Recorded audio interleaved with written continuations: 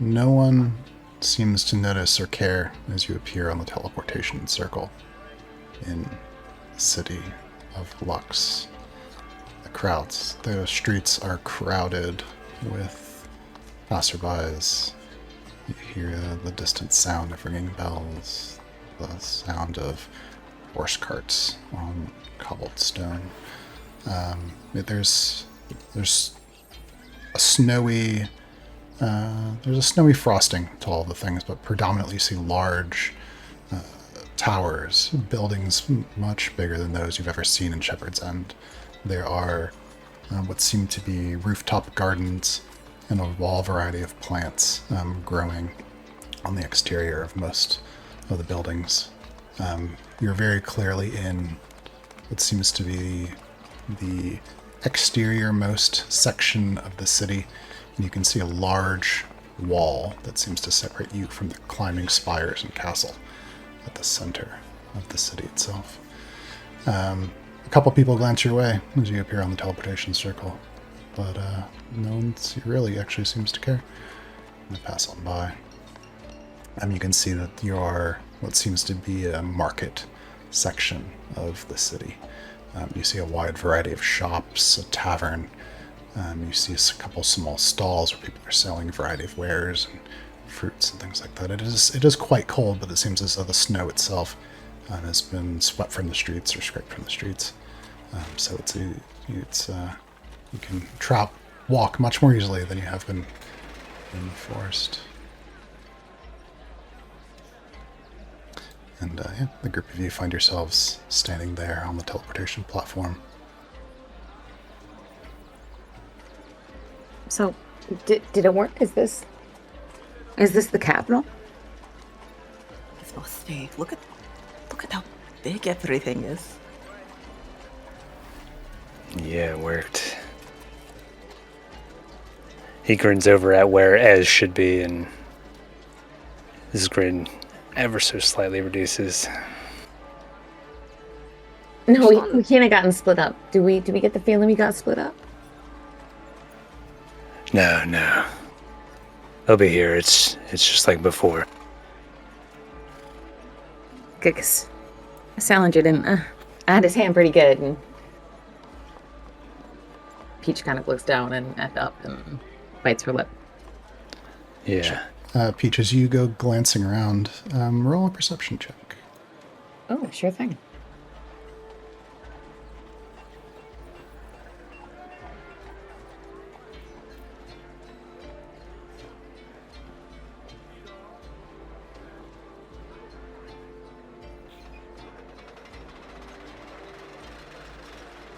Yeah, Ez wouldn't miss this. Chanel, I think, is looking around. Oh, she's it rolled secretly to you, but there it is. 23. And what were you saying, Chris? at the note that people are gone. She quickly looks around, looks to the sky to see if it's that weird, unnameable color, the towers in the distance, if they're like that crack in reality that they've become accustomed to when people disappear or reappear is happening.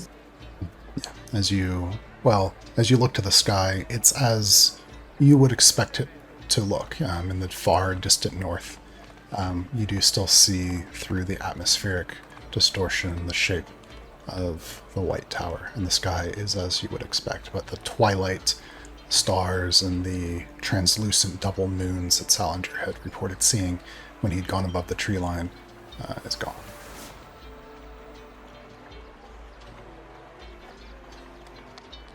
Alright, so we're at least in the world that we recognize. Yeah. And Peach, as you say that, you spot Salinger.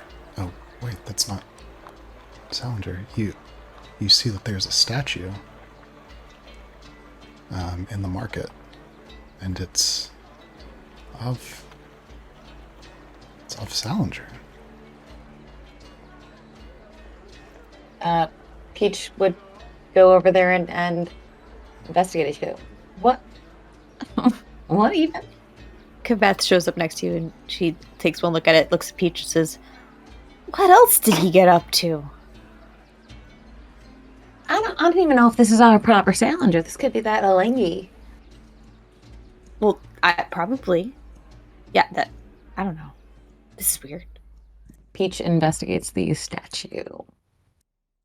You see there is a plaque that says the Great Morel on the plaque itself. And then you can't help but notice, glancing into the, looks like one of the major buildings sort of in this market area, says Morels. Peach looks around again, scanning the group, and just double checks, triple checks that she doesn't see the actual flesh and blood Salinger. And then she breaks up from the rest of the group and goes toward that building. And as you approach it, you realize very quickly it seems to be a clothing store. There are mannequins in the windows showing fabulous fashions. There's a little sign outside that says there's a 10% sale.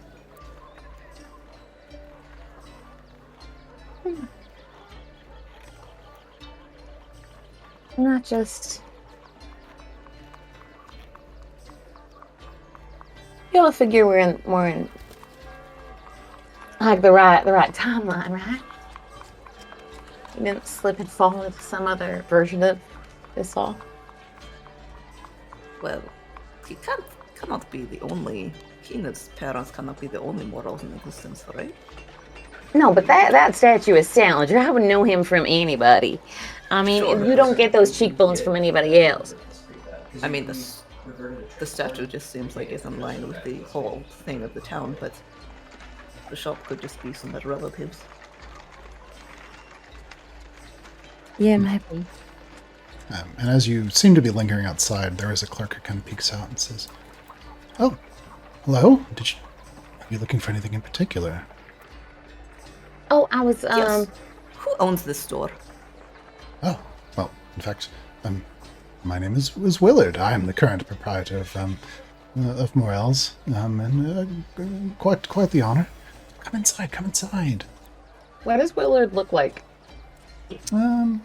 Probably looks to be a half elf if you had to guess, possibly a full elf, but the ears are a little short, a bit like yours.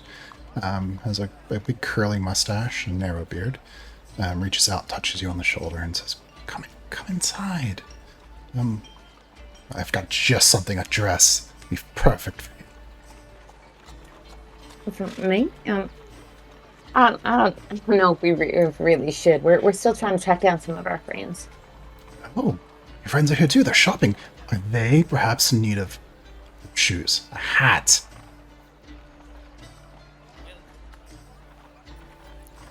A hat, you say? Oh, And he adjusts his fancy looking gloves. Yes. I mean, all right. man of I taste. suppose we might have a minute or two while we're waiting for our friend. Please come inside. I could perhaps use some nicer boots since one of our friends still has not given me back mine. Oh, that happens often. You lend a pair of boots to a friend and you never see them again. But luckily, the new fashions have just come in. Please, have to tickle around, take your time. If you need any help at all, I'm easily available. I'll just be in the back. Yeah, Casey starts perusing the hats. Peach happily starts poking around like the dresses and fabrics area. Is there an established in this year kind of thing on the shop? Oh, I think in fact, as you look around, you see... yeah, I think you see a little thing over the back counter where sales would be made. It's sort of carved. It looks pretty old, like a piece of the wood's been preserved for quite a long time. Yeah, and it does say established in 291.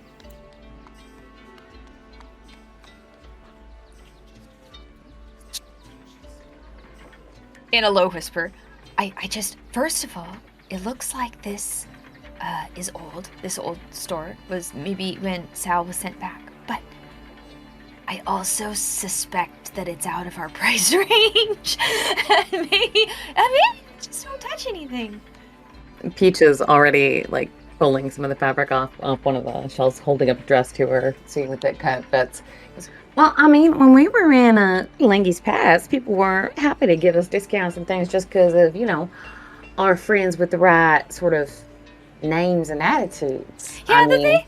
No, but they also had statues of us up in that town, and I think there's a statue of Sal who's not here. Yeah, that's a statue of Sal. Okay. Yeah, I but mean, we're like, our oh yeah, I Sal- totally know that guy from 1,000 years ago. Did that Uh, statue? I mean, you might know him plaque from on it? 1,000 years ago. I know him from, a couple days, hours. Did the statue did what? Did it have a plaque, like a commemorative plaque, sort of like, name and dates, honored for blah blah blah? Or he was just so hot that they made a statue of him? Wait, Chris, say that one more time. Did the statue have a plaque, like a commemorative thing, where it sometimes says, blah blah blah, Salinger Moral, deified for fashion sense or whatever? No, I just said Morale the Great. Or the Great Morale. Give me one second. Nice. I turned streamer mode off, so I'm getting all kinds of notifications.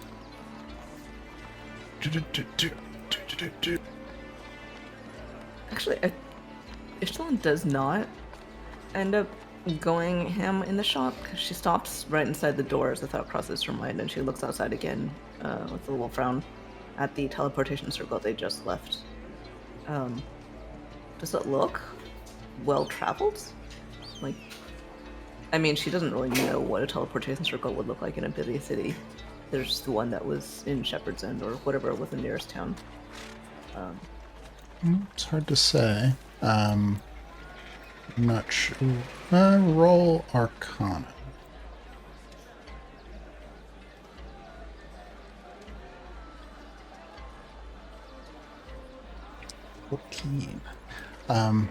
You look at it, and it seems to be in a state of good repair. I mean, no pieces are falling off or anything like that.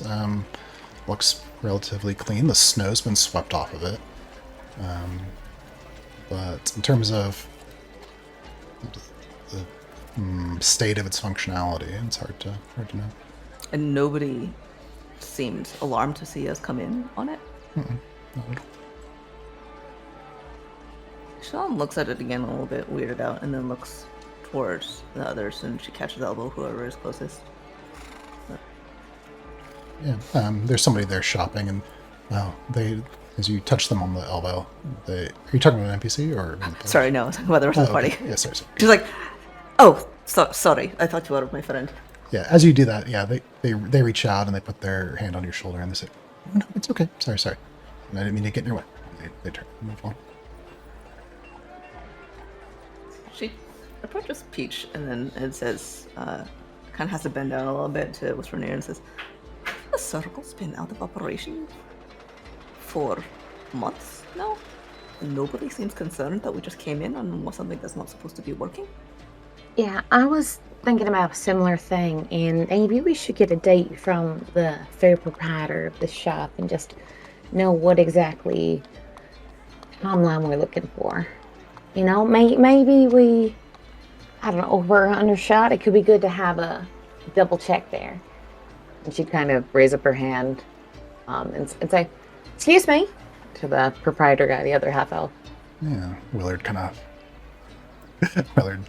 pops up from behind the counter, and he's got a measuring tape across his shoulders, and he kind of rushes over to you, reaches out and touches you on the cheek and says, "What do you need?" Oh, hey, that's very familiar, but I'm not against it. Peach blushed a little bit. I was just wondering, a stupid question. We've been traveling for, it seems like an age. What's today's date? Oh, so you're 10/19. Have you been gone for so long that you don't know the year? Of course we know the year. I'm asking the date of the calendar. What is it? Is it still winter, or have we transitioned into spring by this point? Just looking at the channel. It's the 21st day of winter, in fact. And glances over at Casey and says, "That's it. That's the one." That seems like the correct date, right? Yeah, That's correct. Okay, cool. All right, then Peach would nod to Willard and say, "Oh, thank you so much. I don't know why I got my calendar. I'll turn around, but looks like we didn't lose any time at all." Casey pulls the hat off. I don't know, his hair comes out wild and wispy with little flecks of smoke coming off of it. I never could get used to hats. He eyes another one. This year. That one. Fantastic. Can you see yourself upon the open sea? Is the sea near here? Oh, well, of course. You could head to the docks in the west. Well, we're new to East Lux and it is everything. then. Travelers. Wonderful. Well, now that you're here, you'll see all the greatest fashions. They happen here, in the city of Lux, and most of all, in this particular district. Some of the greatest things I've ever worn, devised here in this place. As you might suspect by the name of our shop here, in the tradition Morel. Could you tell me a little bit more about that tradition morale? What about the statue out front? Is that your all founder, or what's the story behind the shop itself? And Peaches, being a good customer still, she's like going around and picking things out and holding them up and seeing how they look against her skin tone. Yes, She's not wasting time. It was the great Morel himself who established this very shop centuries ago. And Well, who is the great Morel? We're from a small town. We don't know this figure. a giant in the industry of fashion. Oh, yeah. Yes, in fact, that very dress that you're wearing there evolved from some of the original ideas, cuts, and patterns established in popularity over more than 500 years ago, and still remain true and beloved to this very day. Kind of reaches up and fixes your hair a little bit, and if you just let it sit just like this upon the strap. Okay. Wait, I thought the shop was established since 271. Yes, but that dress itself, that particular style. Oh, so he was very long-lived, this Morel? Was he an elf? No, Firbolg. They're very long. That's right. He's 15. He's gotta keep telling me how he does that. Or tell me how he keeps doing that.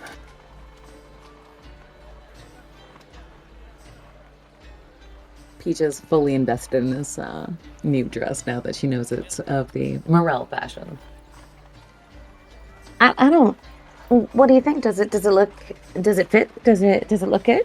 I think it looks fantastic, but ask your friends. Certainly they've never seen you wear something quite like that before. Araya leans into Casey. Tell her, like, don't let her get attached. Don't get attached to that hat either. What does it look like? It looks absolutely I know it's of the fashion, but Oh, the dress that you're wearing? Oh yeah, no, it's very flowy, and when you move, it's of a material that just swishes and seems to almost hang in the air a little longer than should even be possible. Is it enchanted? Maybe.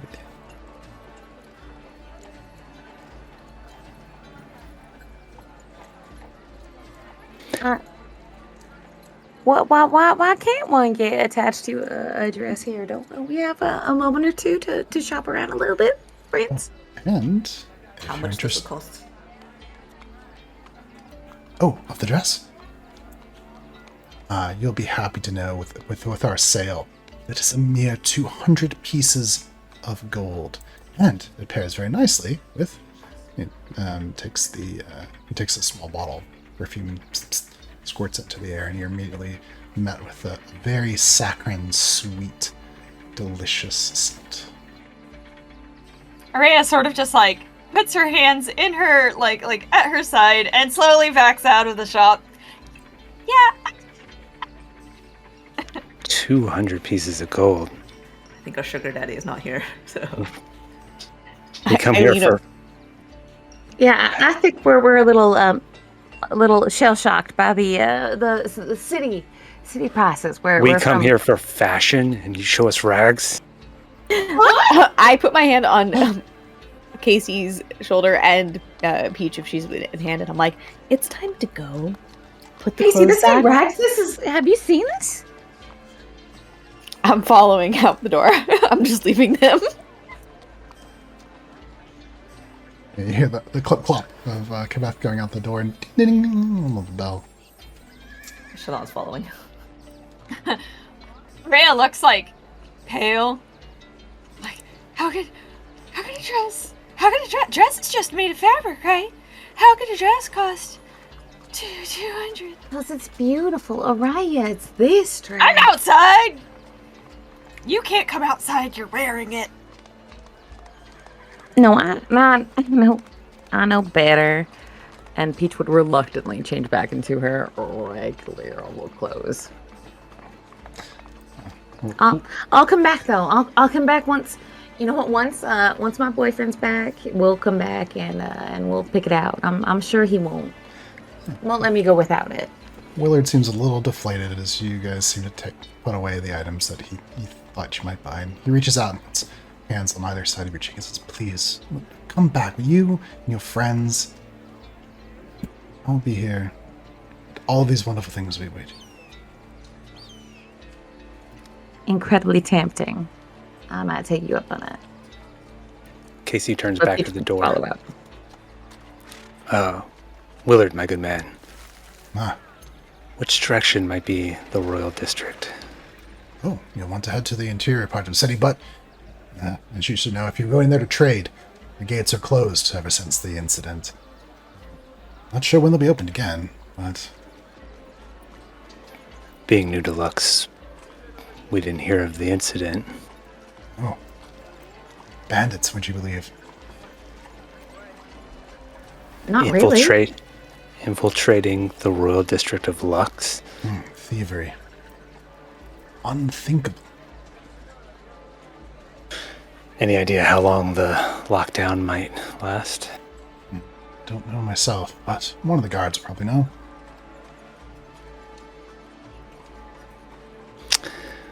Thank you for all your help.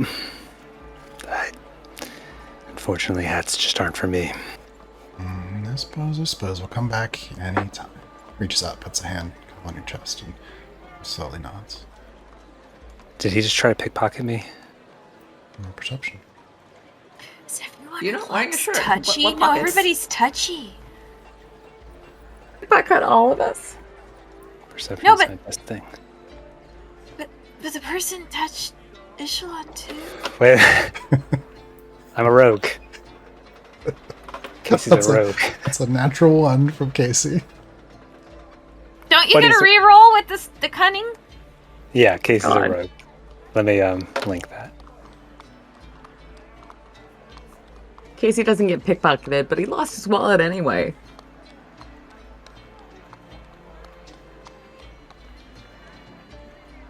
That's better. 31. You're a persuasion. Oh, Oh no. Please don't pick It really like floated right under the radar for me. I totally was like, P and a P, okay. there we Oh, go. natural 20. Your keen eyes notice that he does not, in fact, pickpocket you. But, let's see. Natural 20. Natural 20 is so good. I'll give you something.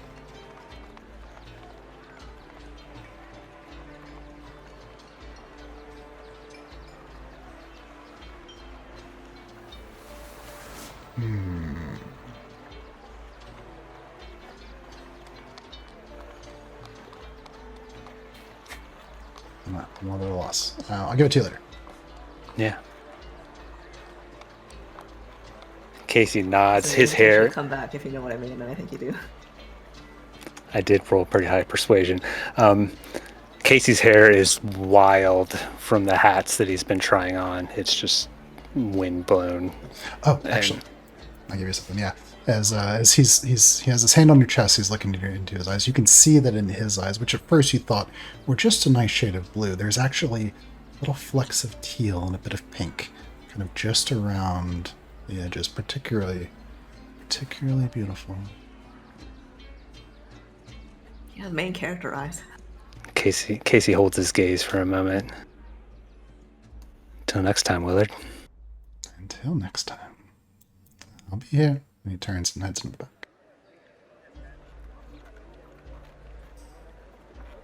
Casey comes out and catches up with the rest of the group, and bad news. We're all just locked up. Did they say why? We kind of need to. Well, shoot. I didn't even think we'd get here. You know, I had significant mistrust issues with that Cord guy. No, he seemed good enough. I think we got ripped off for 8 cookies, but it's You do now have 0 cookies. Yeah. But yeah, apparently some bandits tried to pull a heist. That doesn't make sense. The capital, though they've got like the best guards and a bunch of bandits, seems like a. It seems like it would be We harder dealt to with- climb over walls with the size of those walls. But yeah, no, I mean we've dealt with hordes of undead and slimes and monsters. I heard about vampires. The city Yeah. of Lux. If they're Interesting. scared of bandits, It does seem strangely peaceful here, and it makes Yeah. me feel weird. Well, I feel extremely unsettled by how safe it is. And quiet and normal. I don't know if they pulled it off. Just know that security's tighter now. Yeah, I think wonder. there is like a merchant passing by and says, that's ridiculous. They closed the whole gates just because of a couple bandits stealing a few things. Now how long do I have to wait before I can trade? Well, what did you trade with the castle? What's it? Well, the royal just are they getting any food at all? Like important supplies? No, I'm not a trader of food. I'm a trader of metals. Right. How long have the gates been closed? It's more than a week. No news of when they're opening them. Before we could just come and go through the gates as we pleased. It's a travesty, I tell you. Do you know who to talk to about that? Have you tried talking with someone in charge? Yeah, try to talk with the gate captain. What is the gate captain's name? Stanford.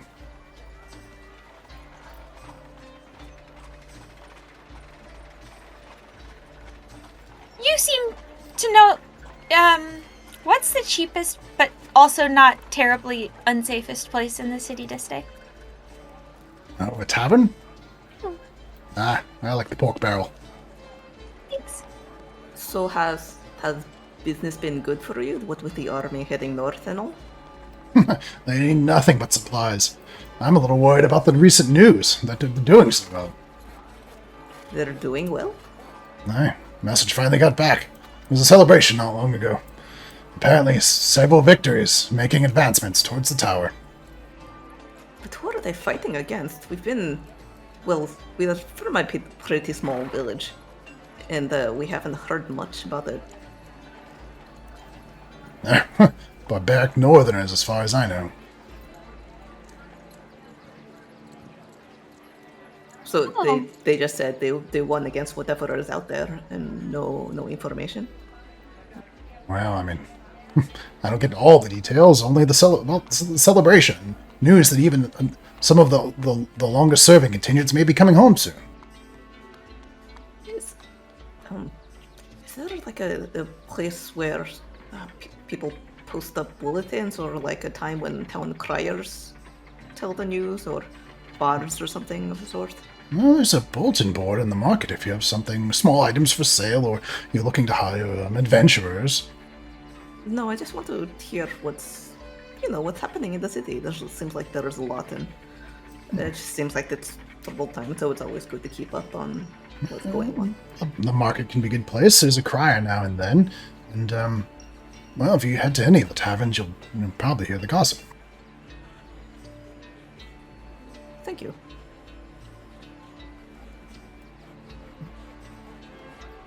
And then she turns her shoulder and like it's kind of like out of mind. And he kind of reaches out, puts his hand on your back, and says, "What's your name?"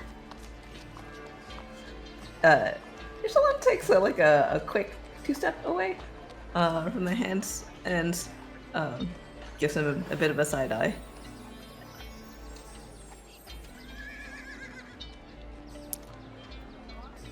Oh, She does not respond. well, have a nice day. And he wanders off. Did he try to pickpocket her? Casey looks. Roll perception. Yeah, everybody in this town is kind of handsy. This is just to mislead us, I swear. My passive perception is 25. Does that give me? Yeah, you do not feel pickpocketed, in case he also saw that. Maria's gonna wear her hood like strict formal now. Or her veil stuff. Well, maybe the pork place. Pork barrel? Is a good place to start, and maybe a cheap room to rent. Did Ez have all our money? Yep. You know, it's all right. Iz does have all our money, but even if we find a terrible place, I'll set up the water and wanderlust. All I need is like a 10-foot circle.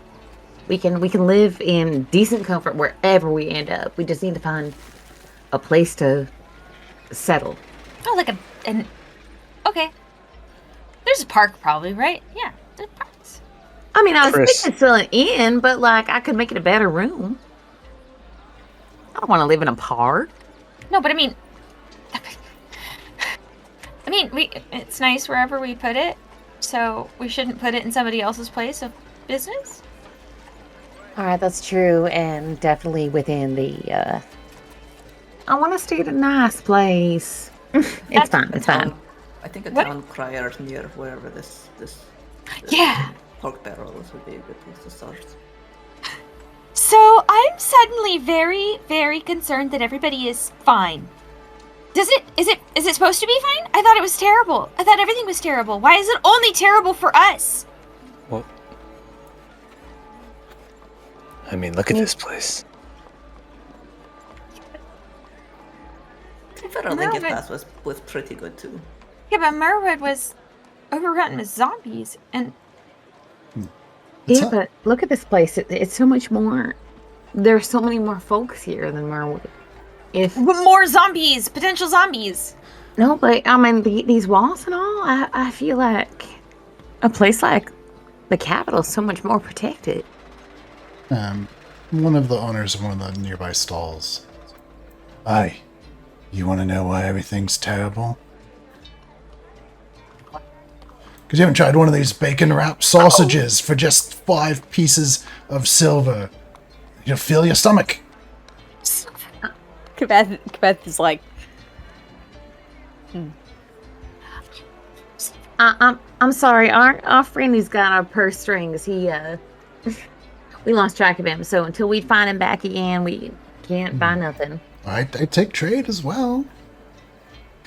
Casey looks down at his pouch on his hip that a slight buzzing noise is emanating from.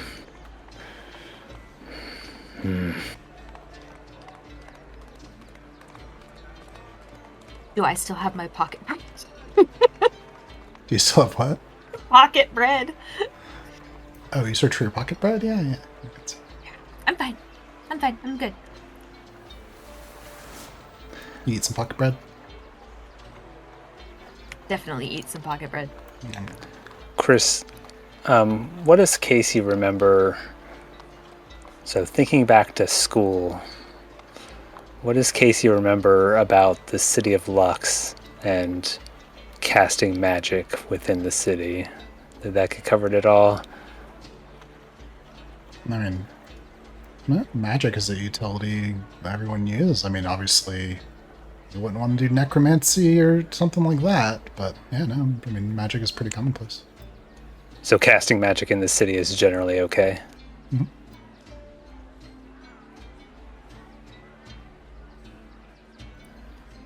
Casey turns back to the what was he selling? Hot Pockets? Bacon wrap sausage. I think we're good on food, but the teleportation circle.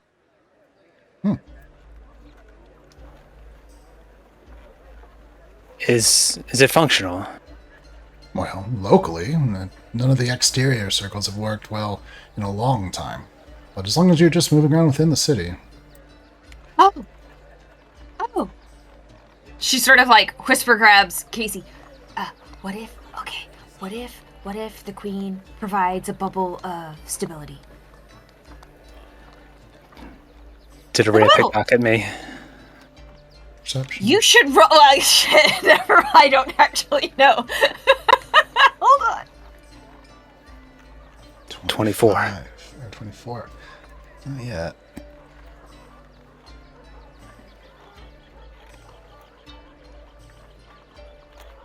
What are you looking at me like that? No, it makes maybe sense. Ooh, wait. I gotta see if I even have the cantrip. Araya, roll a perception check.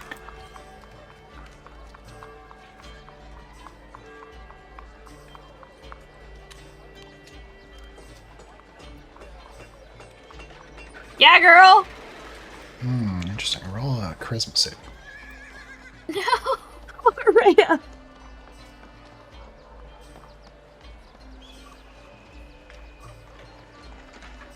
Oh no. No, I have a +10. No. I'm gonna reroll. Does I'm she gonna hear a reroll. little jingle?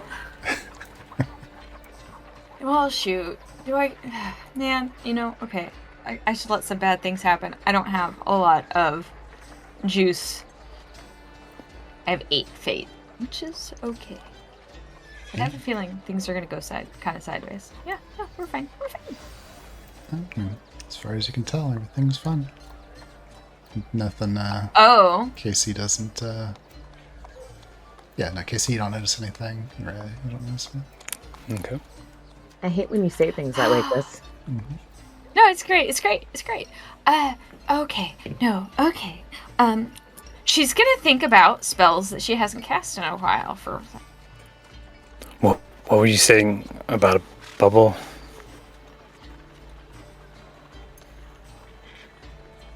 Araya. Oh, no, that maybe sometimes things work because we're proximity to the queen. The queen is the only reason why the reality isn't utterly fractured and just our world changed. So, proximity to the queen means things are working, but then outside of this... Right. Even more of a reason why we need to talk to her. What do you mean locally? Like how far out do they work? She asked to the sausage vendor.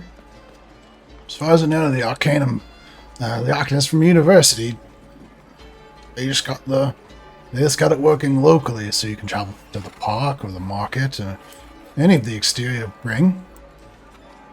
Basically, but essentially just the city. Maybe not the inner city, but the Much more, Lux. much more convenient if you want to go to your favorite tavern, but have a bite to eat here in the stalls. She does eye the the bacon wrap sausages inside. If you don't have any coin, I do take trade.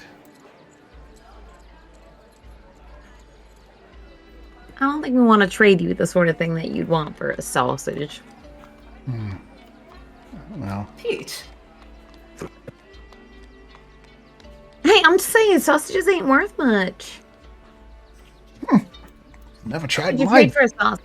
never tried my bacon wrap sausages.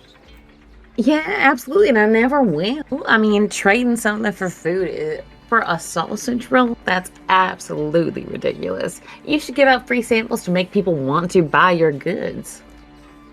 What? Tell me more. What do you mean?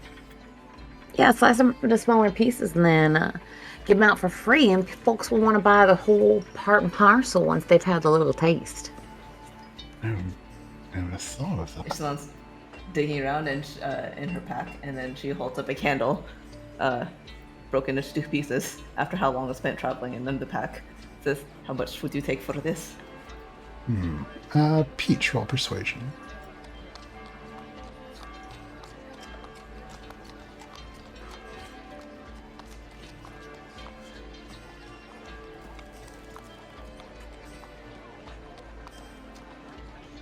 That's a 33 plus 3. Oh, yeah. Damn, girl. Yeah, the merchant says, so I give them I let them try it, just a taste.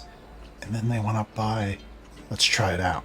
He takes out a knife and slices off the tip and a bit of bacon, puts on a small little, like a cutting board, and holds it out to Shalon. He says, I'm trying a free sample before you even have to pay for it. Try it, taste. But she will quick as a blink snatch this sample off and pop it into her mouth. Yeah. I immediately met with an incredibly sweet caramelized flavor, and then there's a rich, savory, salty depth that follows. Knowing full well she has nothing else that she wants to trade or any money, she instead just goes, oh, wow, this is so good. Wow, everyone, gosh, you should try this. It's a sausage. It's so sweet. It's like candy, but it's meat. Can we try a free sample? Oh yes, one for each of you. And he starts slicing the sausage. So you each get, and puts it on the platter. You can each have a single little taste.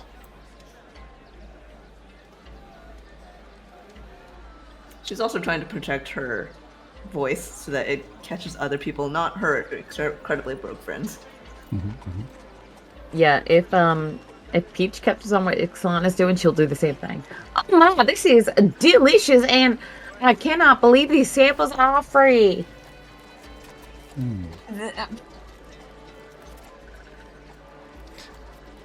So Pete, well, did you want to buy one? Oh, honey, we don't have any money at all. But no. Well, it seemed as though you Sure. might want to trade. Oh, I know. Samples You were really talking to good. us about barter, and then I said you should give it to us for free, and then I batted my eyes, and you gave it to us for free, and it was wonderful. Thank you so much. She is going to grab someone who's passing by and says, even if you're not hungry, you should try some of this man's sausages. Yeah, there's somebody nearby and So says, he says, it's a free sample. And the person passing by goes, oh, I guess I could try it for free.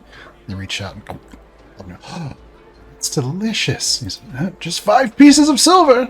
And the person reaches in their pouch and I'll take 2. And takes a gold Echelon coin. swiftly walks away. Yep. Yeah, This is Casey- not the time to go. Casey grabs someone else and pulls them in. Try this free sample. And they only cost you a small amount or a co-amount. It's a cost, go sample. See you later.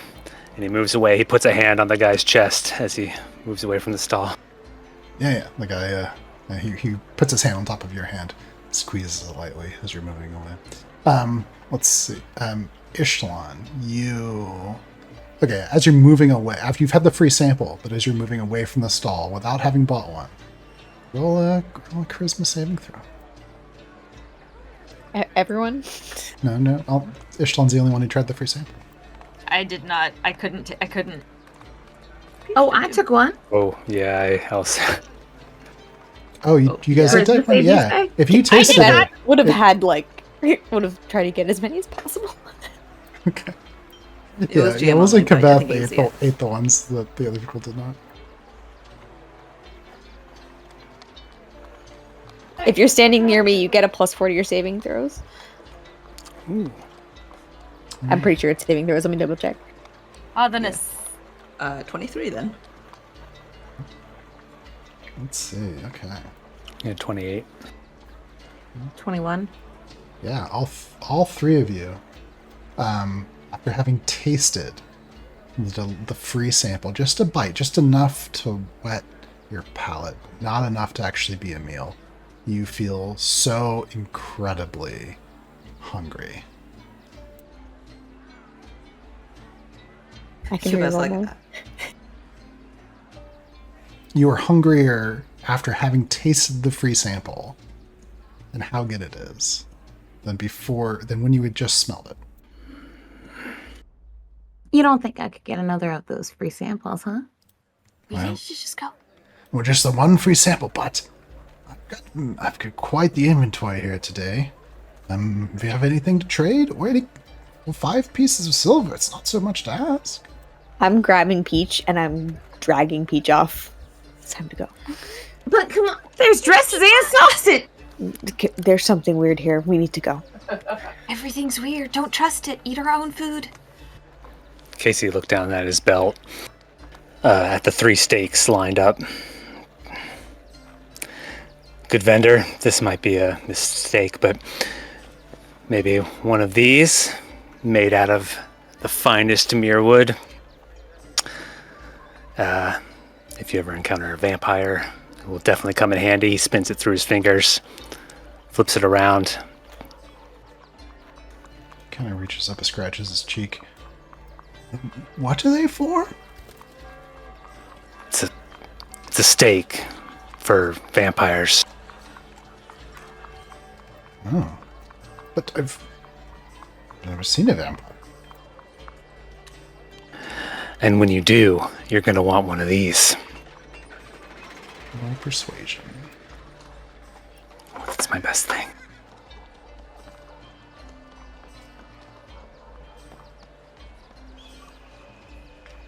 Oh, he says. Yeah. Yes, you can never be too safe. Okay. 3 sausages for 3 steaks. Casey looks down at his 3 steaks. Will you do 1 for 1? No. Fine. Fair enough. He spins it through his fingers and hands him the blunt end. He puts takes some wooden tongs, puts the bacon wrapped sausage on a bit of parchment paper, trades with you. He takes the steak and looks at it carefully and puts it on his belt, reaches out and pats her on the shoulder. Remember to aim for the heart. As he walks away holding the sausage.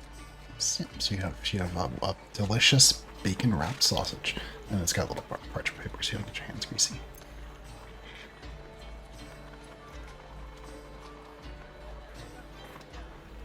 Before too long, you guys have moved away, I guess, from that vendor. You're all back together again.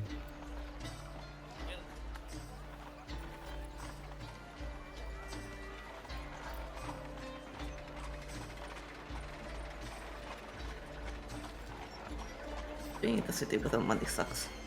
I'm really hungry now. Casey rejoins the group halfway through his bacon wrapped sausage. Casey, share, please. I'm halfway through, Chris. Am I still hungry? Let's see. You've eaten half of it. Roll a Christmas hit. You can add +4 if you're within 10 feet of me. I am.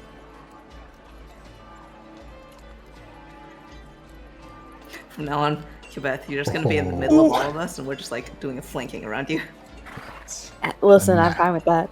A natural 20. Having eaten just half of the sausage and the rest of it there in front of you, as Peach asks for the other half, you are even hungrier than you were before. The flavor is coating your tongue. You can feel your stomach almost clenching at how delicious that bacon wrapped sausage is.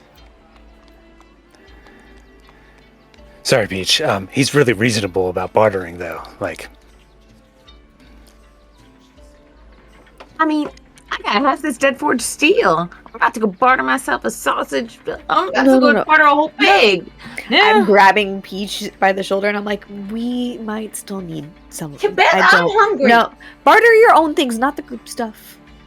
Casey, there's as you're chewing, there's a sharp pain in the side of your tongue. don't normally make such a mistake. Did I bite my tongue? You did not, but hurts.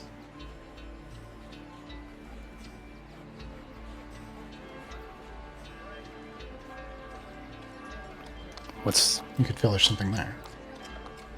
Casey reaches into his mouth and to feel the spot on his. Pull out. There's a thorn in the side of your tongue. It was in the sausage. Like a splinter. Casey turns to move back to the vendor.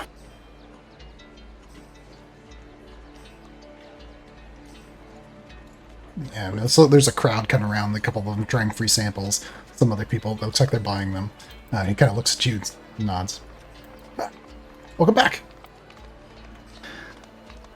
Surprised these sausages are so popular with thorns in them. What? No. Is it a piece of bone? Oh. I'm very sorry, friend. I assure you, this almost never happens. I mean, what kind of sausage are these that it contains this sort of thing? Nearly took my tongue off. No. And you see some people moving away from the stall. Wait. Oh. Sir, is there anything I can do to appease you? Well, one, where did this come from? And why am I hungry after eating your sausage? Oh, the sausages. Well, it pleases me to hear that. You could buy some more. But in terms of the splinter, I'm sorry. One of my assistants. They're new, and it must just be a piece of bone. Tell you what, I'll give you another sausage for free. Just don't tell anybody. Don't tell people that. Please. My livelihood depends upon this business. Make it 2, and we can be even. 2. No persuasion.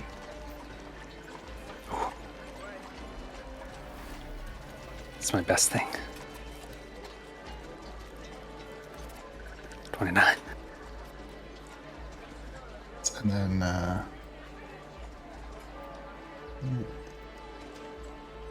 persuasion. Also roll a perception check. Ooh, it's my best thing. 26.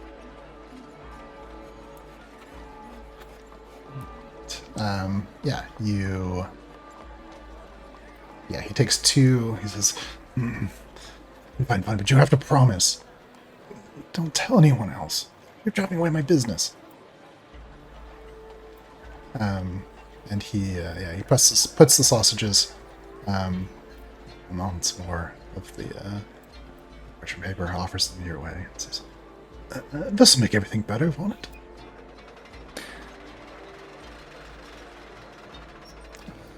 Barring no more thorns, we'll be good. Reaches out, puts his hand on your chest, kind of squeezes into the fabric of your shirt. But thank you. And you do notice out of the corner of your eye, you see Ishtalan reaching for one of the sausages. Casey does not react, but puts a hand on the vendor's hand, locks eyes with him. It's like, it was a really good sausage. He brightens up. Thank you. And Ishtalan, you have acquired one of Casey's bacon-wrapped sausages. Thinking herself unobserved, she pops it into her mouth forthwith. Wait, one of my sausages? I thought she was robbing the stall. No, she was going for one of the ones you had. What the heck? To be fair, it did sound like you described her taking one Yeah, of my the mistake. vendors.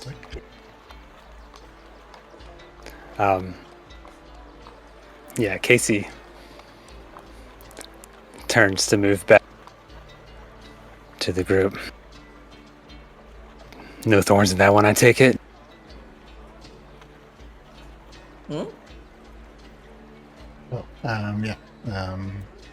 Ishtalan, you eat down the delicious I think sausage. she just swallows a whole. Roll a charisma saving throw.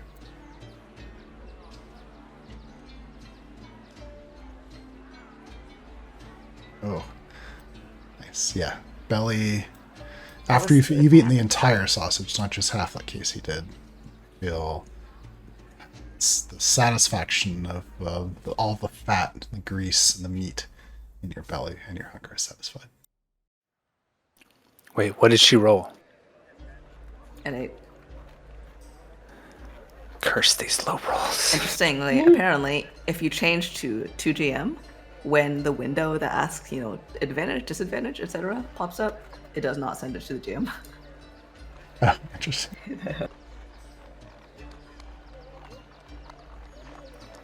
Yeah, Casey will return to the group and hand Peach the third sausage. Thank you, Casey. I feel like since I had that sample, I was just starving for it. Yeah, just watch out for, these guys. And he pockets the little thorn in the pouch that's Can I see? emanating a buzz. Can I Yeah, just what do you kinda- mean these guys? I ain't gonna eat anything poison. Well, I don't think it's poison. The vendor Which said it was one? bone, but Wait, it's just... I just want to. I think Array is talking to Casey. I just want to take a look. Just no. It's just... It's, Is it really just like a thorn? Roll as you take it. Roll nature and charisma saving throw. As Casey's hand brushes yours.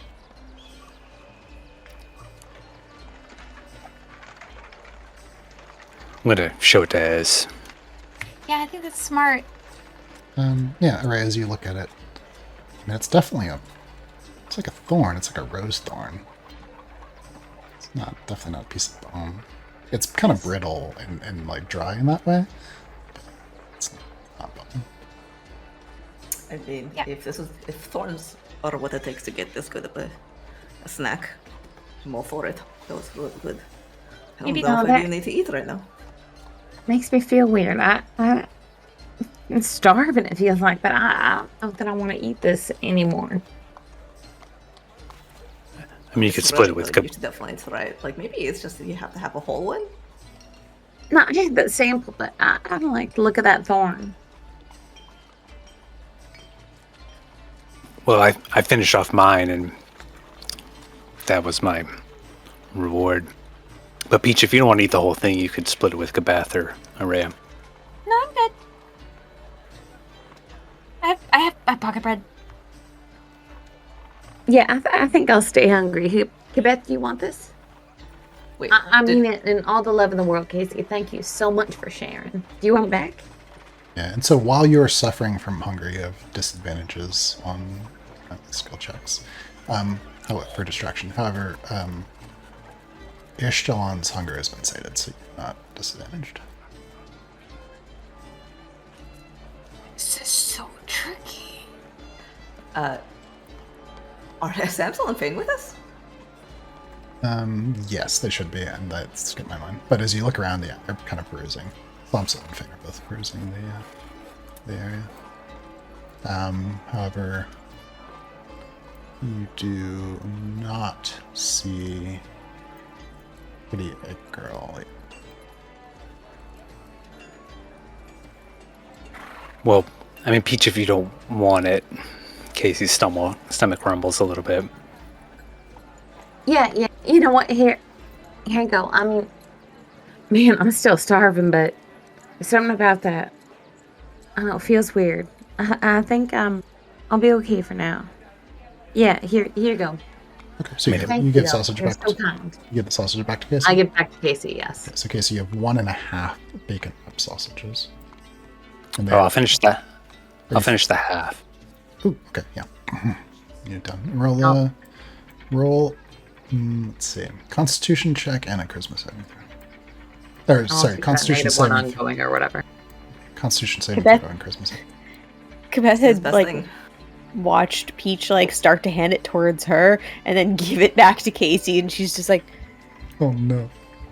oh. I'm sorry, it was his in the first place. I should have given back to him before offering it to somebody else. Sorry, I mean- Beth. I still have the half, so Casey offers up the whole remaining one. Beth will take it if it's being offered. Yeah. Mm-hmm. Thank So, you. Chris, what am I rolling? Constitution saving throw and a charisma saving.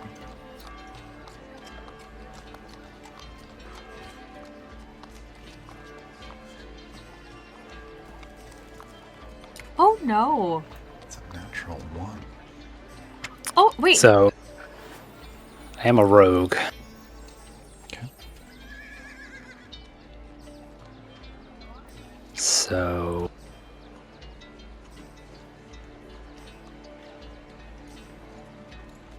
I'm gonna re-roll that with my cunning recovery.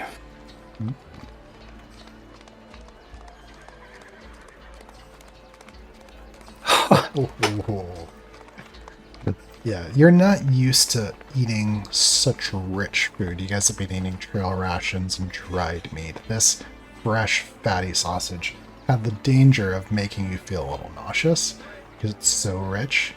But you know what? It doesn't bother you at all. It is really good. 23 on the Christmas save. Yeah. Unfortunately, you are pretty hungry, so even as you finish the entire sausage, you realize you could have an entire another sausage. You are still hungry. Has it like about to bite in? Give in to the psychic suggestion. Yeah, really good, but still hungry. Wait, should I not eat it then? Do you want some pocket bread? Yeah. Okay. Ooh, what if you put the bread around the sausage? Oh, like it's like sausage wrapped in bacon, wrapped in bread. Ooh, Sau- Yeah. Like a kind of a sandwich. Sausage. sausage. Is that what you said? Sausage? Mm-hmm. Yeah, you have bread though. Yeah, yeah. I mean, I've been, it's still fresh. She carves off. Like you can see that it's been like nibbled, like pinch nibbled. So it's her pocket bread. Here you go. Here's a slice of bread. Casey immediately eats it. Do you wrap that around the sausage, or do you just eat it by The itself? one that I'm holding? No, I don't have any more sausage. Oh, okay. Sorry, I did not catch that it was given. Quebec is like. Islan was suggesting wrapping it around the whatever sausage is left. But Gref Oh. is eating it. Okay, yeah. Do you eat the whole thing, or? Mm-hmm. Nice. Yeah. Roll similarly. Constitution saving throw, charisma save.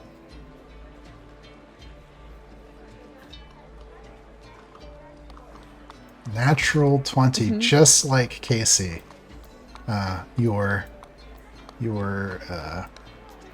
in-depth training in relationship to food has prepared you for this moment. And you were able to keep down the entire bacon wrapped sausage, all of its sweetness, the variety of texture, the rich fattiness, the grease. Doesn't bother you at all. Yeah,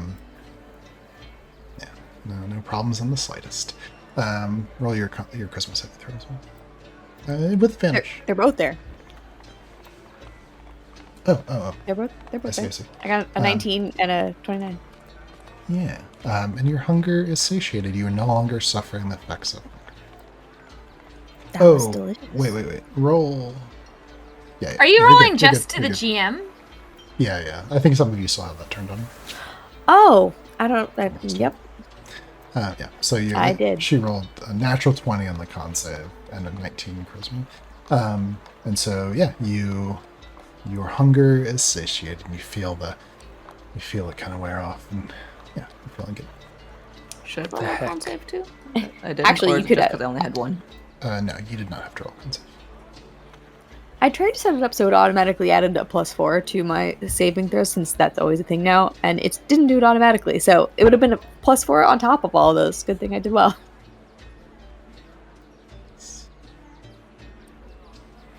You can hear Casey? a voice. Or wait, no, don't. Yeah, okay. Go on. So you ate the bread separately, and you ate. Okay, you did not make the thing that Nishan was suggesting. No, yeah, he just ate the pocket bread. Lint and all. Lentano.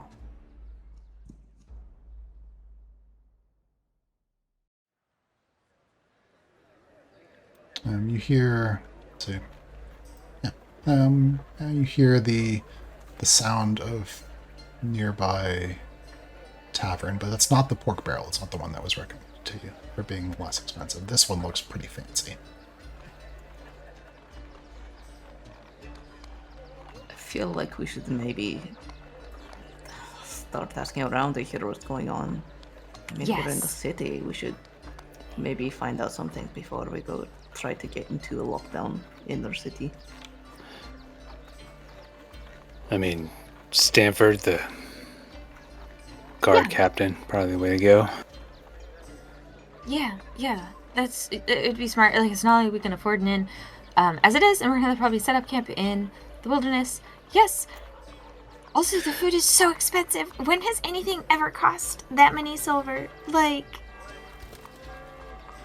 Ship's End, you could get room and board and a meal and breakfast.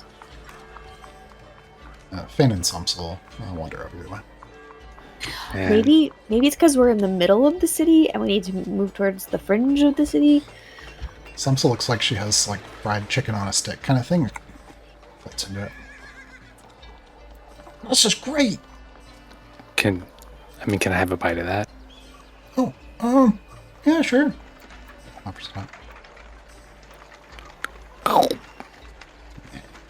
Take a big bite. Did Oh, you it's- just one bite it and like how? No, just a normal bite. It is succulent, but with a really crispy exterior, browned texture. Quite delicious. You can almost taste like, is it like a bit of gravy, and it's just a hint. It's just a hint sweet. You didn't eat enough of it to satisfy your hunger. But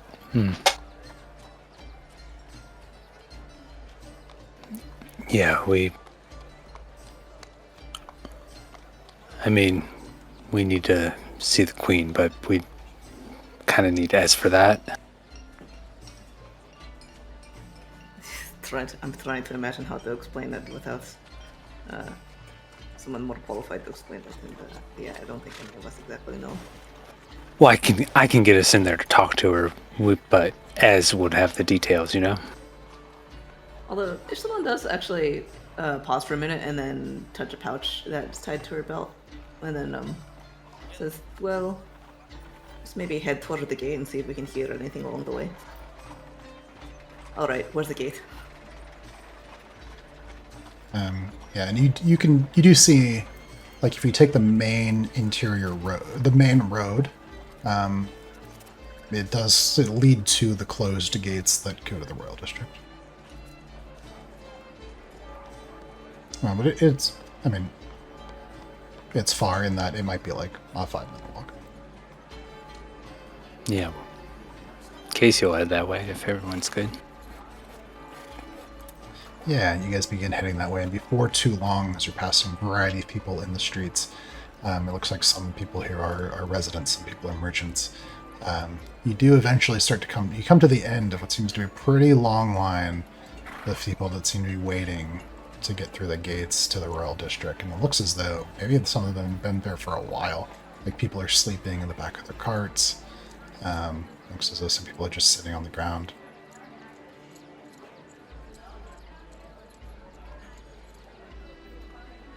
The person sort of the back of the line, they're like trying to peek around the back of it. Looks to be a tabaxi man.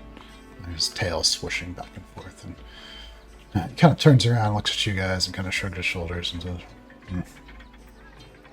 "Not moving at all. I don't think they're letting people through." Seems like a catastrophe. How long you been waiting? He doesn't seem to get your joke. He says,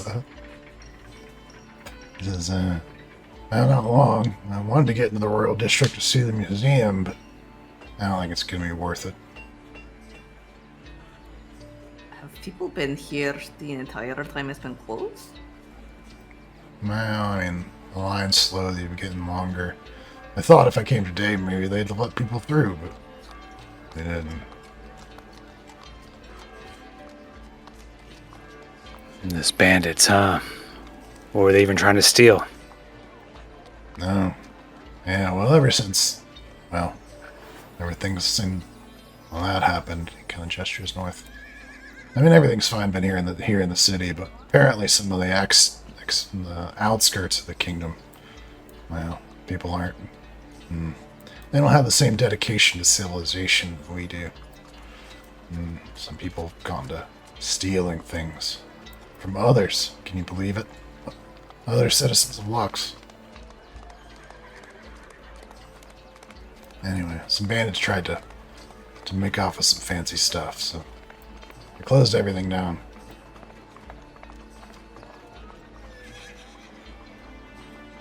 Guess these bandits are getting organized.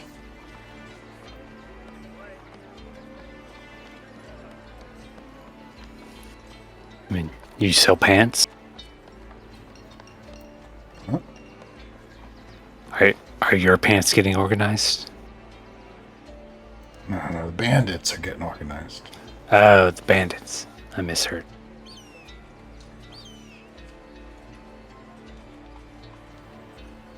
What about you? Your friends? Are you going to see the museum? No, we're here to talk to the queen. Oh. Good luck with that. I mean, she's going to want to hear what we have to say. Yeah, I'm sure. Last I heard, Queen has taken an audience with anyone in more than 100 years.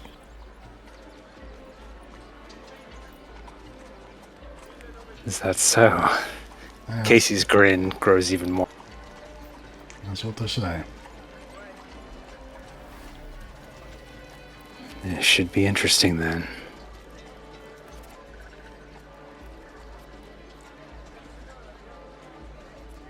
Is the pork barrel far from here? Oh, pork barrel. Yeah, the place is great as long as, well, you don't mind your ale watered down a little bit. It's not here. This place is fancy. You want to head over east along the rim. But, yeah, keep an eye on your purse, though. I think they say some of the bandits are still here in the city. And I haven't seen them myself. We'll watch out for people with sticky fingers. And he kind of cuts eyes at Araya. Technically, that's a sticky tail.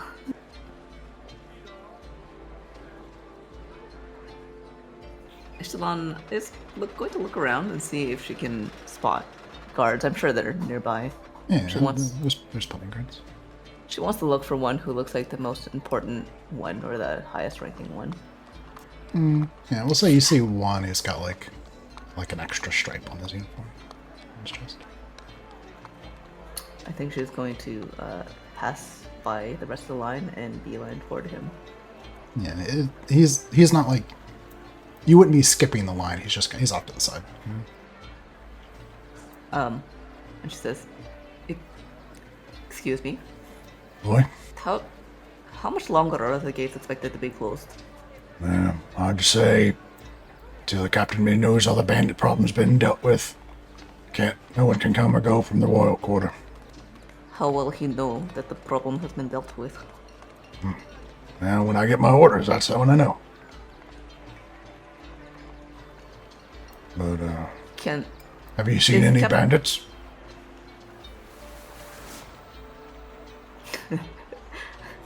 Shalonsi appears to be struggling with herself for a moment, and then says, "I just got to the city, so I do not know anything. But what Welcome, newcomer. I actually might be looking for how to make a little coin. Do you need extra help tracking down these bandits? I'm very good at tracking." Hey, there's a bounty. Is there a description of them on that bounty? I heard of bulletin boards, or can you just tell me? Hey, bring any of those any of those bandits, they often wear a blue scarf. That's how they know each other. One might call them the Blue Bandits, perhaps. That's a catchy name. Perhaps Azure Bandits? Bandits.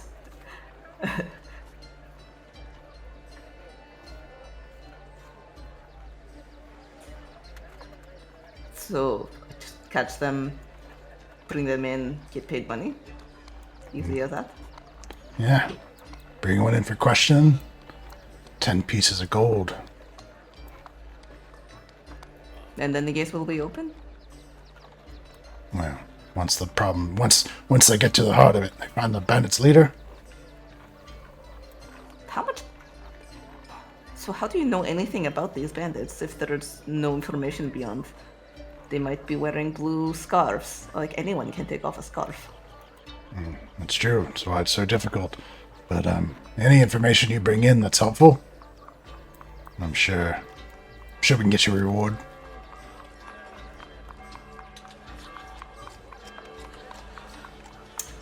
She just turns around and walks away. Or, I think actually, she's going to put a hand out on his shoulder and then just like squeeze it, and they'd be like, "Thank you for the information. What was your name?" Gil. Gil. All right. If I run into Captain Stanford, I will tell him what a good job you're doing. And then she's gonna walk away. Yeah, as you turn to walk away, he reaches out, puts his hand on your shoulder, squeezes. He doesn't stop. He just squeezes your shoulder and says, "Good day to you." I definitely feel like a country hick because the touching. It must be cultural.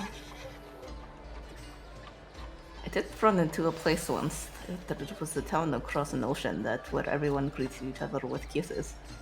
And that was strange. But now this feels weirder. Maybe because this is Lux, still, supposedly.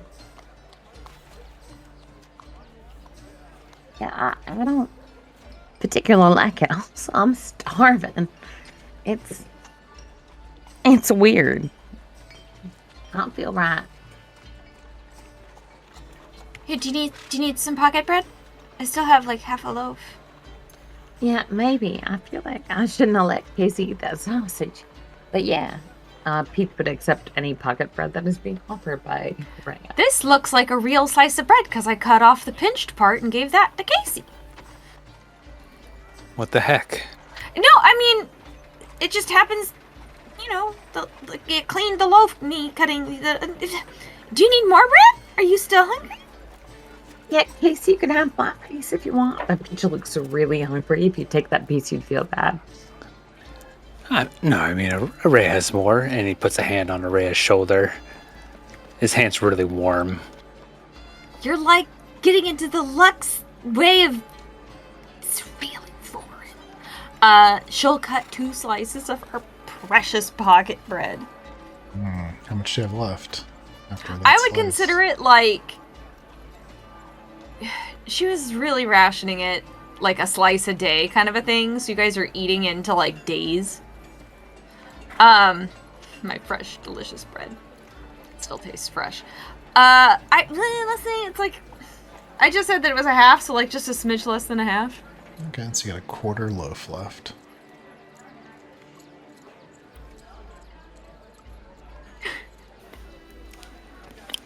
Casey, eats the whole slice. Peach also does. Oh, you give a slice to each of them?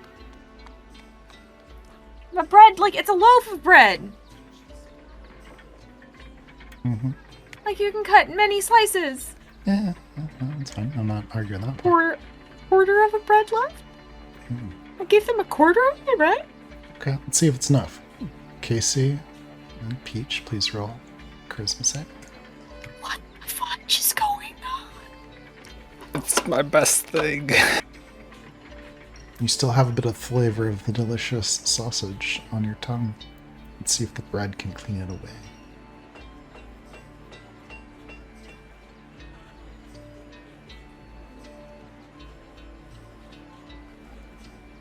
22.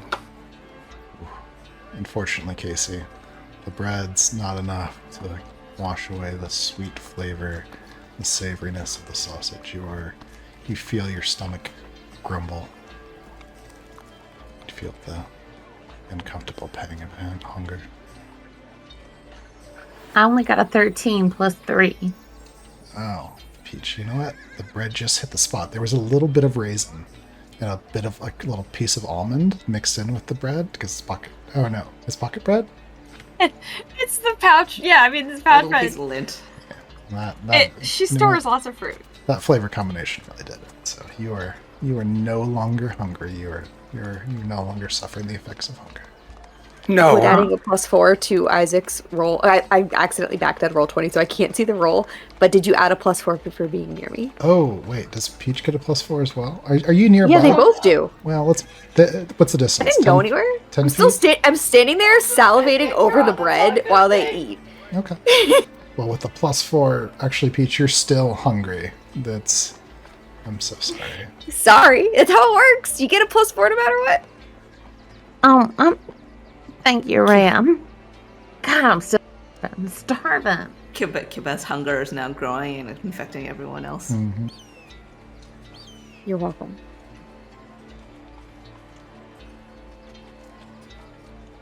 Just let's maybe find an inn or something with a cheaper meal, because I only have a fourth of a loaf left. How are we And I supposed to can't buy- we afford don't have anything any here. money. No. We can't get a cheaper Yeah, meal. with We don't that- have any money to buy it with. I agree with Araya, though. We need to find some place to rest. Otherwise, those of us who can make it. If we can get our way out of the city, maybe we can find like a field to put it up, and maybe I can find some animals or trap some Yeah. animals or something. Yeah. Yeah, I'll put up the Wonder list wherever you need me to. Whether it's at this pig hotel or out in the hinterlands, whatever you need.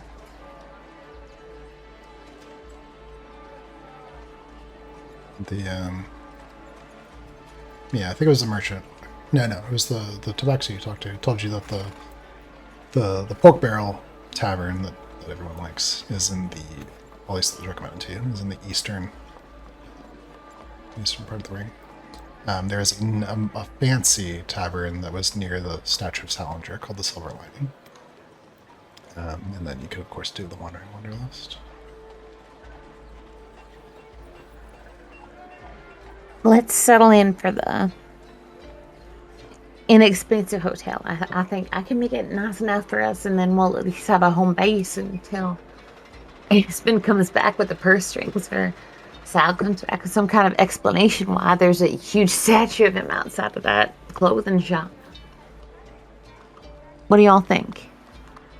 Go for the cheap place, the pig place? I think he figured out how to travel through time. He needs to share with the rest of us.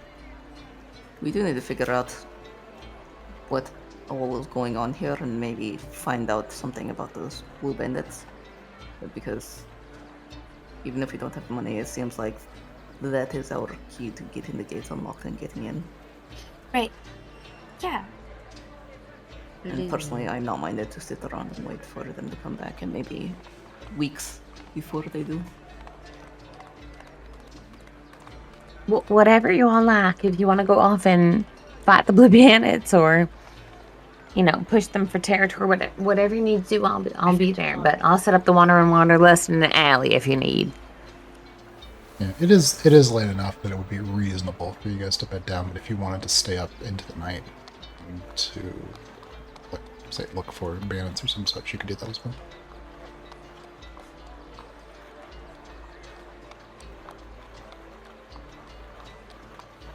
I mean, at the very least, I think Ishlan wants to get somewhere where they can talk without necessarily being overheard. There's a lot of people around.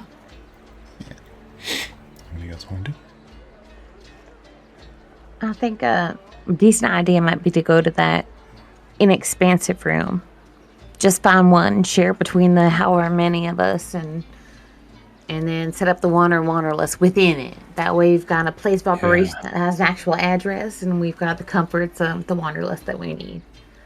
and that way, in case, Esmond or Salinger show back up and get lost or whatever, they'll be able to find us more easy.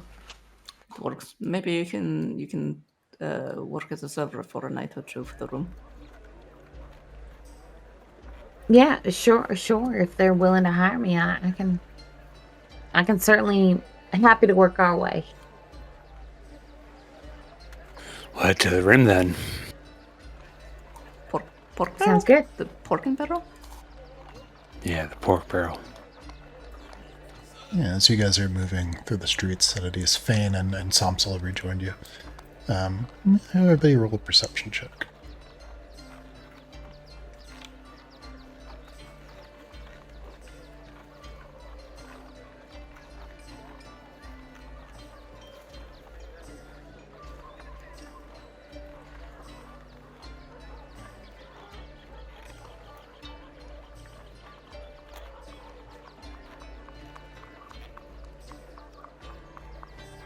Natural one. I think I'm disadvantaged too, so I should roll it again since I'm hungry. Just in case you get another natural one. Yeah. Oh, I'm also Just give those ones hungry, out. so I should roll. Yeah, if you're hungry, you do.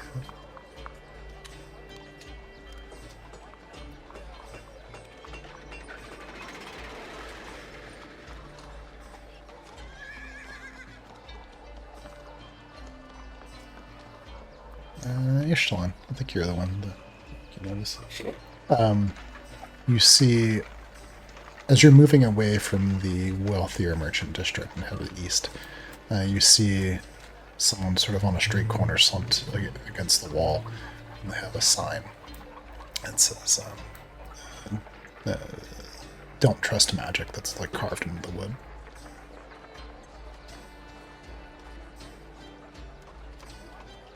Are they passing by this guy? This person? Yeah, you're passing by them.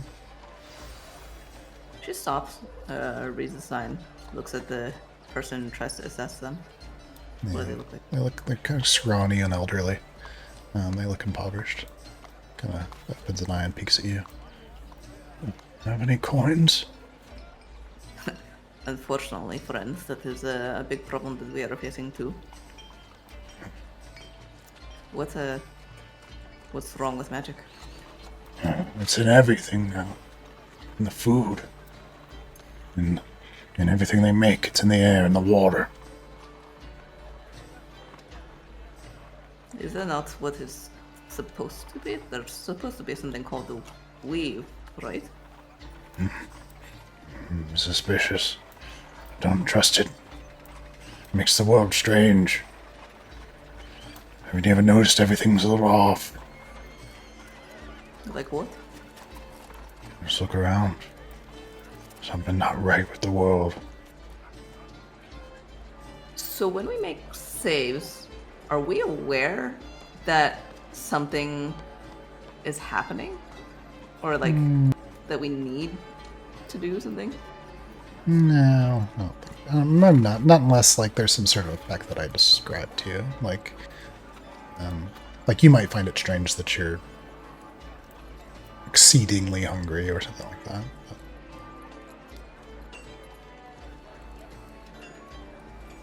They use it to control people. It's the queen. What, like, The queen's behind it. isn't that forbidden? That, like, wait, is it forbidden? Mind dominating stuff? Or is it just very hard?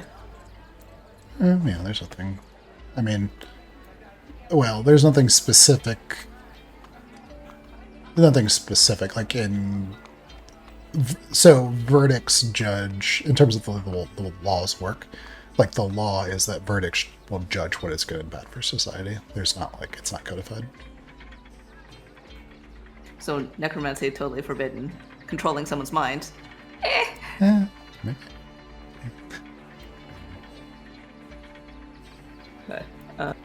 Yeah, but the guy says, the nobles, they'll do whatever they want. Is it at all tied to the reason everyone is so touchy around here? Mm-hmm. So it's not like a city thing where everyone's just like touches you on the shoulder or on the chest or puts their hands on your face.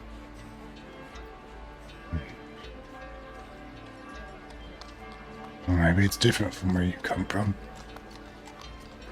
Oh, that is a normal thing? Sure.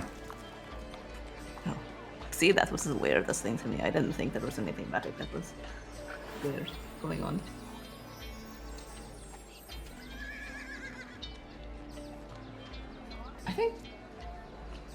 I feel like, I don't know if there's any way for her to get a better sense of, is this guy in his right mind? Is he like, the guy shouting on the street corner, preaching to the end of near? Although, I guess technically it's near. Roll insight.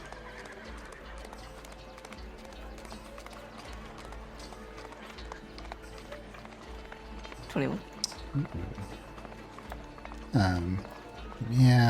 Yeah, seems like he might be a little out of it. Roll Christmas saving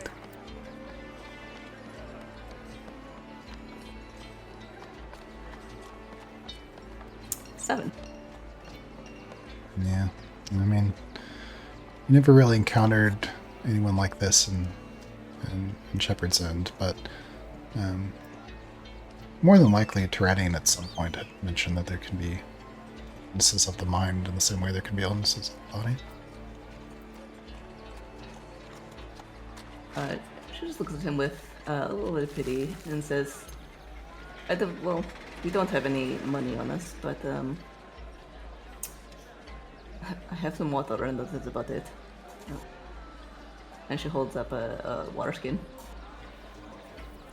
I think one of my friends has some bread in her pocket.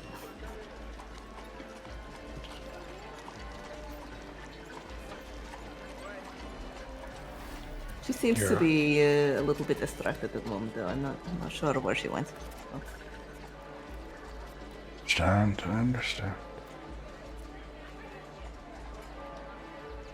He kind of snaps back against the wall. I don't suppose you've seen any suspicious-looking people with blue scarves around, have you? You're talking about bandits. Yes. There was an incident.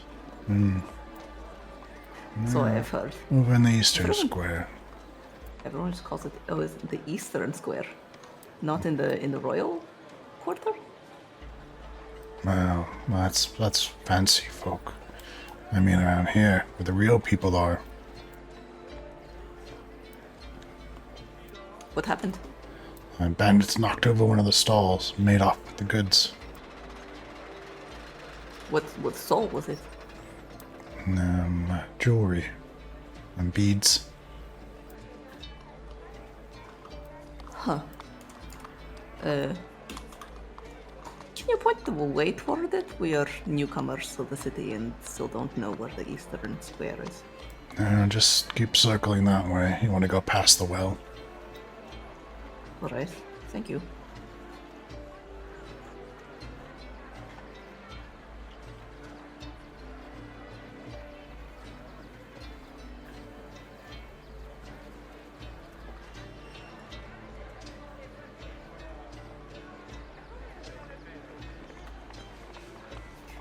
Do you want the candle? I have a candle. Take anything you got. She gives him a candle, and a blanket, actually. Much thanks to you. Sure. And then she's going to know the others, see if, looks toward the others to see if any of them have any questions for the guy.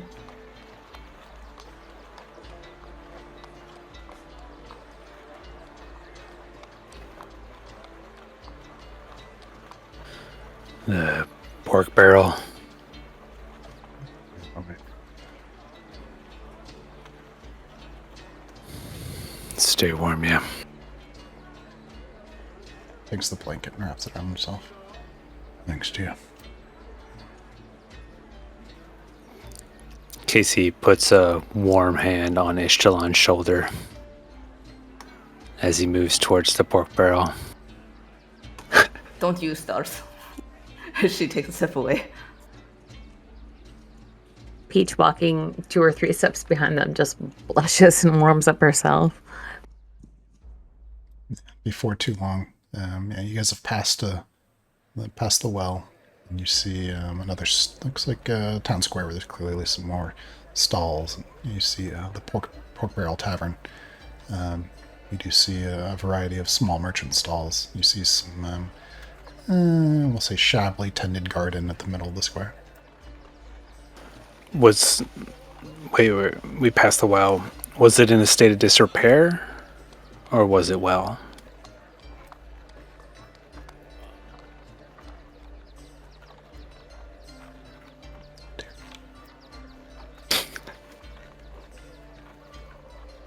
It actually took me like a good 10 seconds. Took me until I saw that Chris was mad.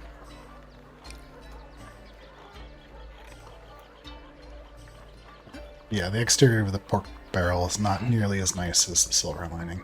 There's a wooden sign hanging over the door that does seem to show like a pig, but with a barrel's body. That's fine, folks. We can make anything work. Remember, we just gotta get a room. Anything that looks unsuspicious, right? Yeah, right.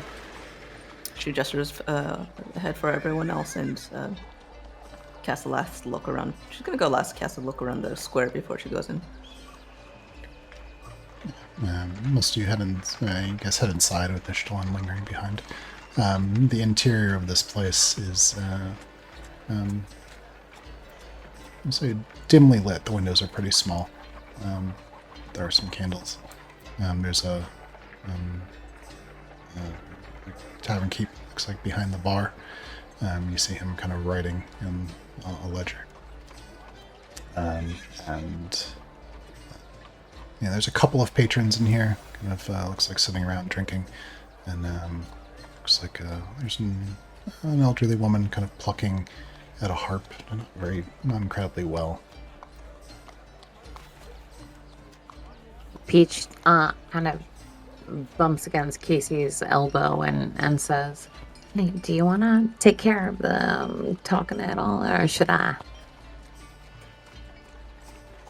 No, you got this.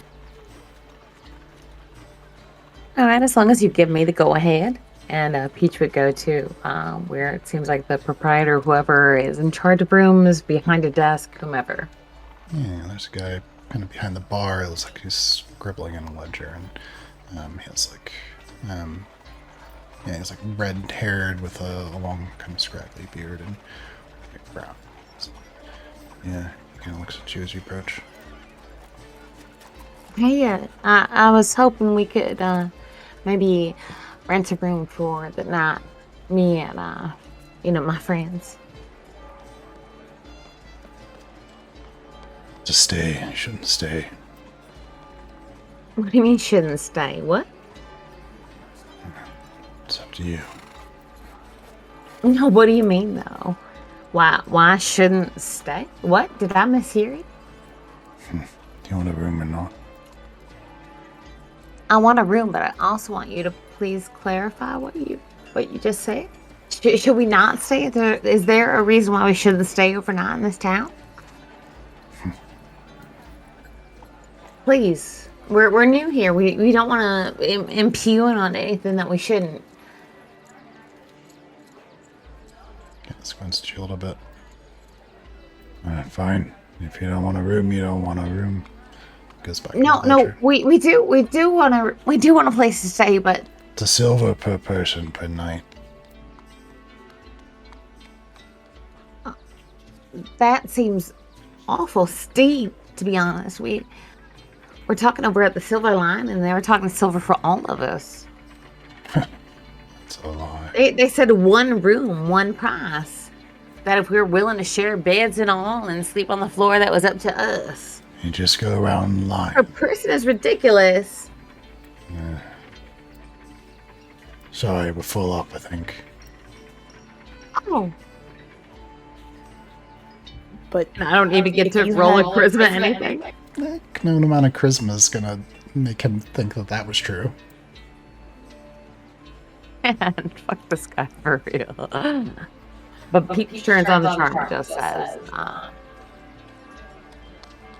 all right. I mean, a silver per night per person is a little much, I think, if we're all willing to bunk up together. Like, I mean, we were told this was a reasonable place, and How many people are you trying to share a room with?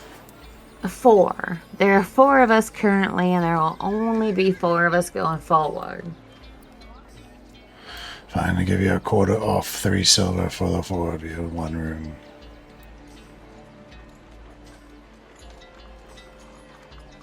All right, well, the only concern is that our friend who holds the purse strings, we can't connect with him until tomorrow morning. So Is could we he get lost? one night gratis? No, he's not lost. We're just reconnected with him in a little bit. You feel a firm hand on your shoulder, Peach, and she's smiling at the guy. And she's like, "We'll be right back." And I'm dragging Peach out of here. I think Ishtalan had just come in right now, after taking a look around the square, and then she's like, "So do we have a room?" I just look at her like, sitting out the door.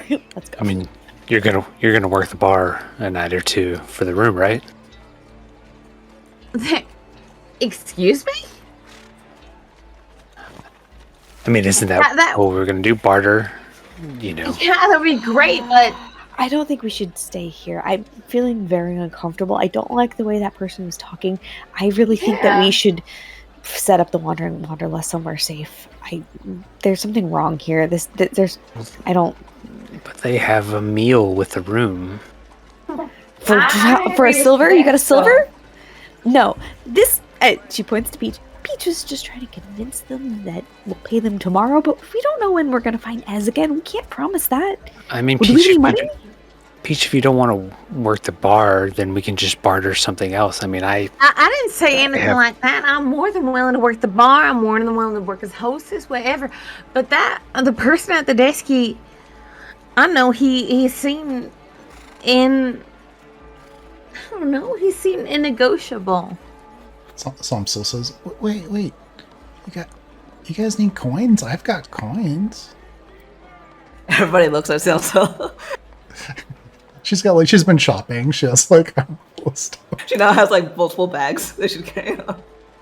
Yeah, Samsel, it would be fantastic if we could perhaps borrow 1 silver per body so that we could have a night's sleep. Yeah, Apparently, that's fine. also You guys, 6 people. We forgot about the other. you guys have been so nice to me. Yeah, here, tell you what. Here's the silver piece for each of you. Don't spend it all in one place. I mean, I guess you could. That would be fine. And I don't know why people say that. Here you go. She gives you each a silver piece.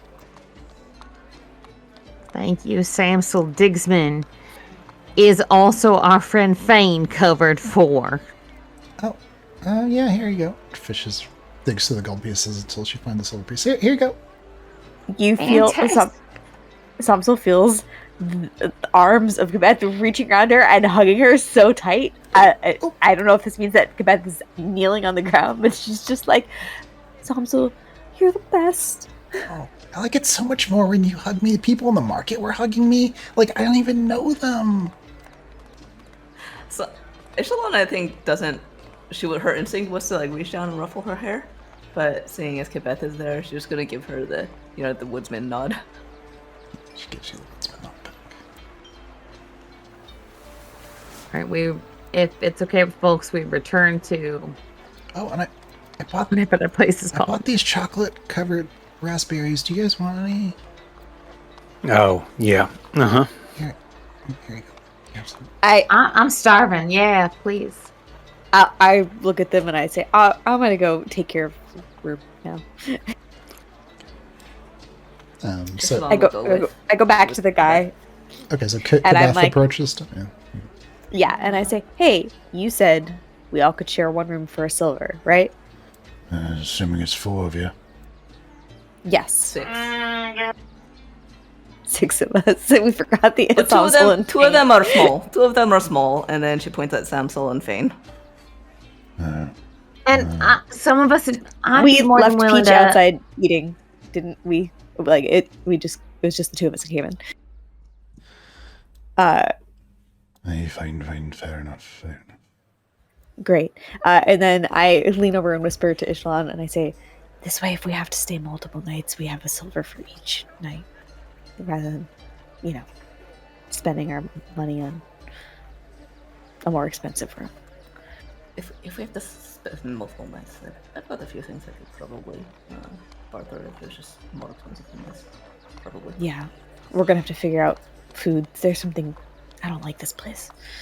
And I turned back to the guy at the desk or whatever, and I said, "Great, show us the room. Our friends will be along soon." Me. Close the ledger, puts it in the bar, and heads up, starts heading up the stairs. Is the common room busy? No, not too busy. There's like 4 people in there. There's like 5 empty tables. There's like an elderly woman playing a harp, and she's not too great at it. I'm kind of wondering. Basically, I'm wondering to have the feel of sort of like, it's not on the docks because I don't think there's docks here, but like the sailors' taverns and whatnot that Ishlon might remember from going with your mom. Or It feels a little bit like a dive in the same way. Like, okay. She's actually takes a look around. She's actually smiling a little bit, but she'll follow after the barkeeper and the innkeeper and heads up, and he passes one of the doors and gets to another one, and then takes out a key and unlocks it and pushes it open. And you can see it's big enough for all of you, but really just barely. Is it big enough to fit the Wandering Wanderlust? Yes, it does. And he says, "Here's the room. This place is not what it seems, but it'll do." Okay. Wait, did he say this place is not what it seems? Huh. Wait a second. Hang on. That's weird. What do you mean? It's not. There's 6. Just I was just going to. There's 6 of you, but only meant for 2. Okay. Great, thank you. And I start pushing him back out the door. And I assume Ishalot's in the room with me. Yeah, are the rest of us there? Yeah. Well, let's just say no. Just the 2 of you came in, right? Just the 2 of them. Yeah. The other 2 were getting food from. Yeah. Samsel. Right, yes, we were headed by Samsel's wares. Yeah, and we went in ahead of them, so we can go get everybody in a minute. Or they can. Fair, yeah. Yeah, and he turns and heads back downstairs. I shut the door, and I look at Ishalon, and I'm like, and I lock the door first, and I'm like, Ishalon, what is going on? What the fuck? Like, Ishalon is immediately going to start searching the room, like, for peepholes, air holes, hidden panels, just like making sure there's no illusions also. Roll a perception check. yeah, I'm also going to be looking around. Kate, they can hear it, by the way. I'm looking to see if I have. Can I cast Detect Magic today? Yes, I can. Can I? I would like to cast that. Let me see. Is it? I know I already rolled, but could I also cast guidance on myself? Fine if not. Yes. What does it look like when you cast Detect Magic, Kaba? Yeah, this is a new spell for Kabath. I forgot that I can switch things around with long rests. Who knew? What is this class? I get multiple spells? What are warlocks? What does Kabath look like? Kabath takes her glasses out and she starts shining them to clean them, and she puts them on, and she's like, hang on. And her glasses start to glow with a gentle light, and the light kind of flows out of her and into the room, kind of. And I imagine that like anything that is magic would glow like the forged metal. Ooh, nice. Yeah, roll charisma saving throw. And I'm also looking around. Should I roll perception too? Well, Yeah, well, you don't need to roll perception yet. okay. I got a 16. Charisma saving throw, you said? Charisma saving throw. Yeah. So that with 4, so that's a dirty 20. Oh, dirty 20. Yeah, as you look through your spectacles, you can see almost like embers from the forge just like drifting in the air, swirling about the room. There is an aura of enchantment magic.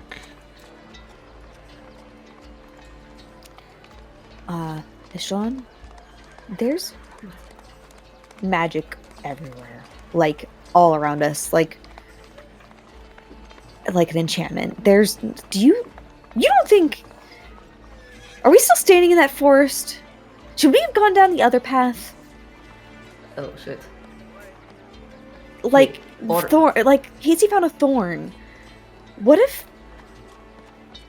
he like just ate... that old man was right? Was he onto something? Yes. There's something clearly wrong here. Are we even in an inn? As Kebeth says this, as you have the thought, Kebeth, the world around you peels away. You are tangled in spiky vines that are constricting you beneath a forest canopy under a twilight sky. Vines tighten around you. You can feel them digging into your skin and the snow coming down. You are enwrapped in plants. Do I see my friends also wrapped in plants? You look around, you see them constricted, enchanted, or asleep. Is Ishtalan Kebeth sleeping look or like awake? to me right now. We'll just go to Kebeth. Well, yeah, so... Yeah, Kebeth, you look around, Inishtalan is close by you. Kebeth has first instinct is to struggle, but then she stops and she goes, no. And she takes a deep breath and she relaxes. Okay, we can get out of this. I look at Ishtalan. Ishtalan is just close enough to where you could touch her. She's also wrapped in vines. I'm going to look through my long list of abilities real quick. Give me 1 second.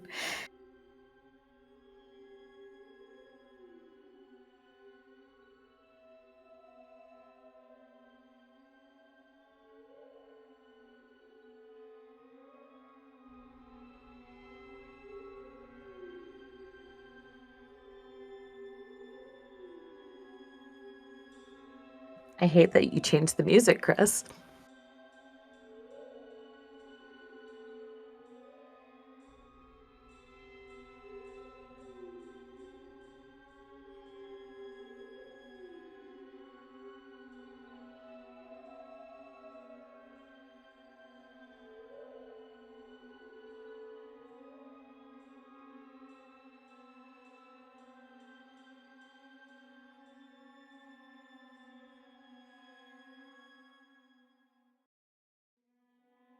Looking to see if I have something I can do when I'm trapped like this.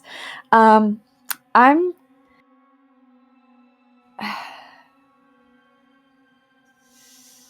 I able to, I'm not able to move at all, like other than like maybe stretch out and gently reach to Ishtalan.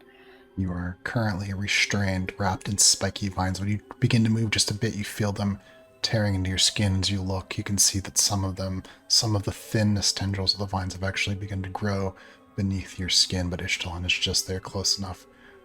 You can touch her. I do. I reach out and touch Ishtalan.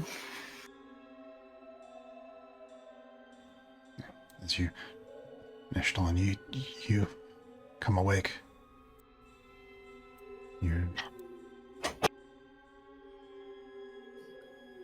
Ishtalan, wake up. Try not to move, but wake up. You both immediately feel the pang of hunger and thirst as they've neither eaten nor drank anything in days. Oh shit. That means I'm extra weak, though, doesn't it, Chris? Does indeed. We haven't done this before. I have to look at the rules.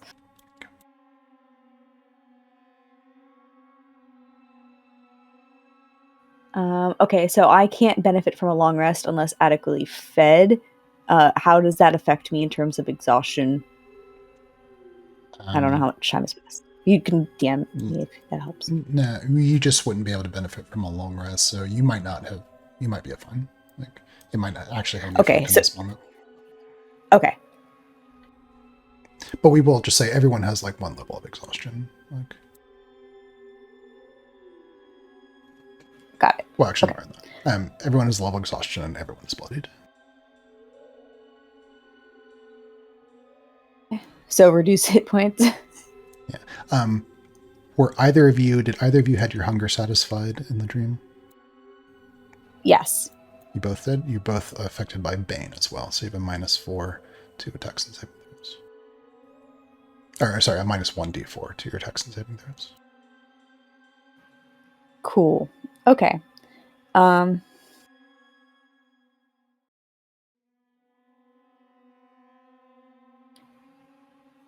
Did Ishalon wake up? Yes. She is holding very still and looking around, and I think the first thing she says is, fuck me. Let me have Yeah. you. Actually, I don't need to make a perception roll. You see nearby a strange plant-like humanoid creature wander over to what seems to be another tangle of vines and thorns. You can see that the person constricted there isn't anyone that you know. The little creature walks over and examines them, pokes them a little with a finger, and then you see the entire mass of the plant kind of shifts and tightens a bit, and then pulls them deeper kind of into the tangle of roots and thorns, and the little creature like wanders off. The first thing I'm going to do is I'm going to attempt to heal myself and Ishtalon a little bit with lay on hands. Okay, yeah, that doesn't require... You can do that while you're restrained, so nothing will stop you from doing that. Mm-hmm. I'll heal us each for 15. Okay.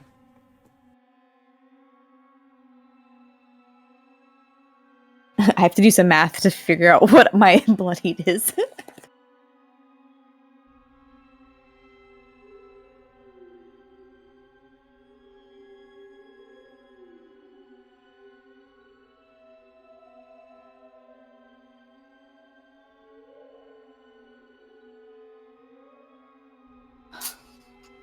What about fire? Can any of us make fire? Can we wake up Casey? Can he just make fire without moving? Ishtalon speaks a word out loud and activates the flame tongue scimitar. Still at her. Still sheathed, probably. So she might end up getting hurt too. But... Ooh, okay. Yeah, reaching down, you activate the flame tongue scimitar, and it bursts into life. You will also suffer the fire damage from it, but yeah, as it scorches the creature, you barely hear a high-pitched squeal, and it immediately releases you, dumps you onto the ground. However, everything around seems to come into motion in that moment as the flames burst into life. Things all kind of look in that direction. I need you guys to roll initiative. So what, I just rolled 2d6 damage to myself? Yes. But Am I still restrained? you're still restrained. Ishtalon has been dumped on the ground. Ishtalon is no longer grappled or restrained. Okay. And I should roll initiative as well.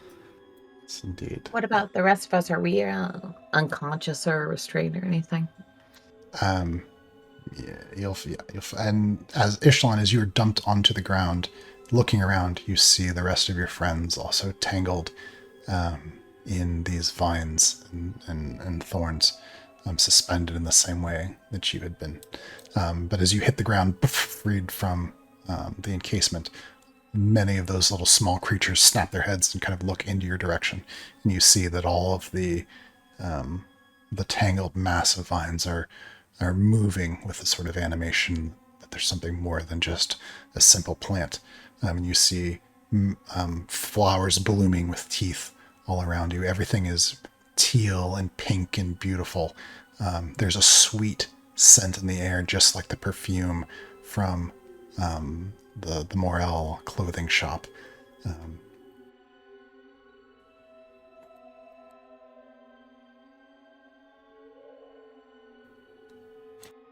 Let's see here. Give me 1 second.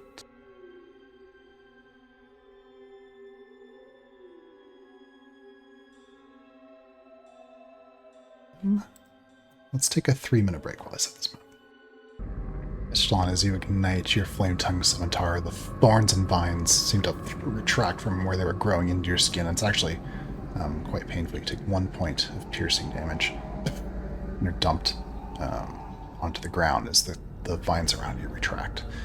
But this does immediately get the attention of a variety of small creatures that look in your direction, and you see the flowers on these plants sort of blooming with sharp teeth on the inside, moving with a speed that's uncharacteristic of normal plants. We couldn't leave well enough alone.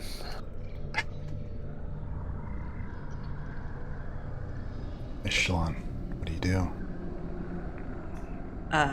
She is going to... Yeah, I guess she'll use half of her movement to stand.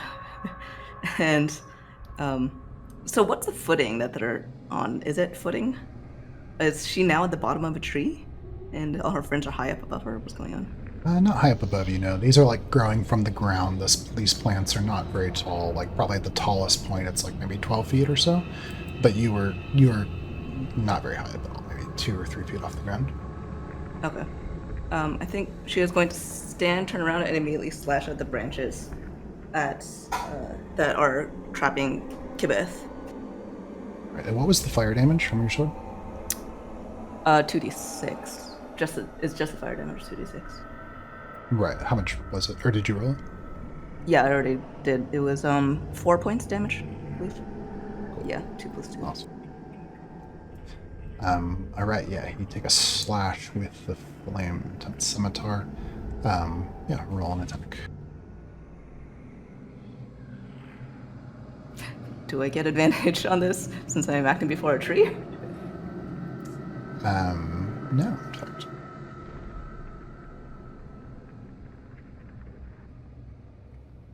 Oh, I see what you're saying. Yes, you do. Oh, okay, yeah. Yeah, it was because of the assassin stuff. Yeah, sorry, I misunderstood what you were asking first.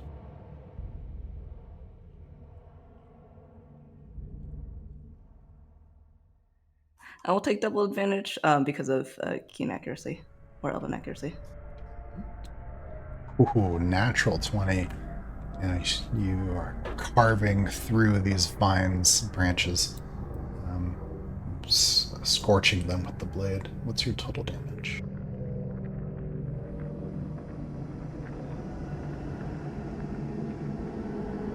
So that is... Oh, I didn't add any. Shit. Hang on. I forgot. It's been for freaking ever since I've done her in combat. I didn't do anything with it. She's just hitting the tree. So yeah, it's 12 slashing plus 14 fire. Damage from everything, so 26.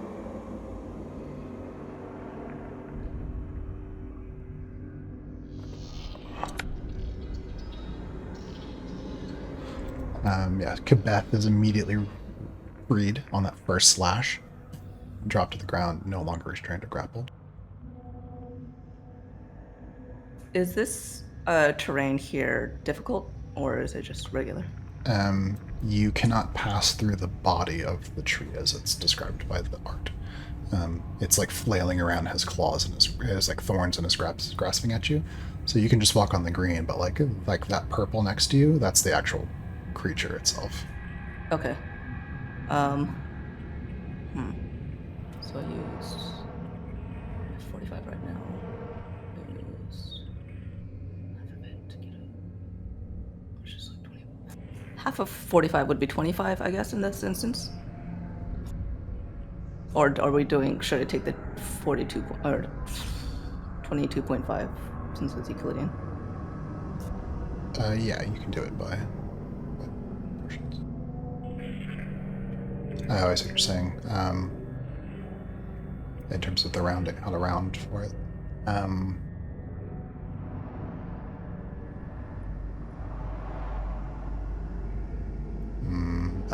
Yeah, no, round up. Whatever is worse for the player, round in that direction. Okay. How many of my friends can I see? Can I see? I assume that's Samsel over there, or is that someone else? Glancing around, yeah, you see there are people. We'll say you see. Well, everyone's kind of entangled, so I think it would probably take to get distinct information. It might take an actual perception action because everyone's enwrapped in thorns and vines, so you can barely see them.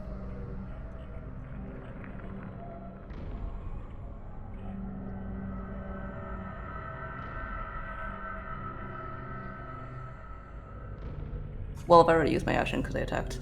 Okay. So yeah, you can see the general placement, and if you can just like take a guess based on the icon, that's good enough. But if you I just want to know who it is, basically. Yeah, that's what I mean. Is like if you can tell from the icon, then you know, and if you don't, then like you just don't because they're wrapped up in vines. Oh, I see. Okay. And this is not difficult terrain down this way. Yeah, the grass is not difficult. Okay.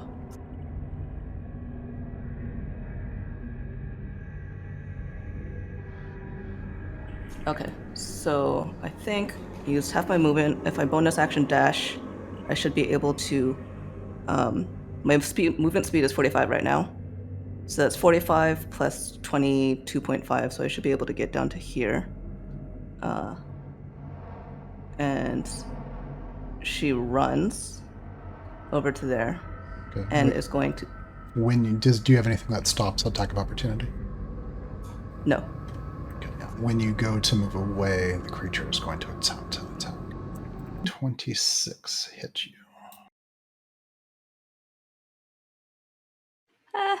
Hit Yeah, me. maybe.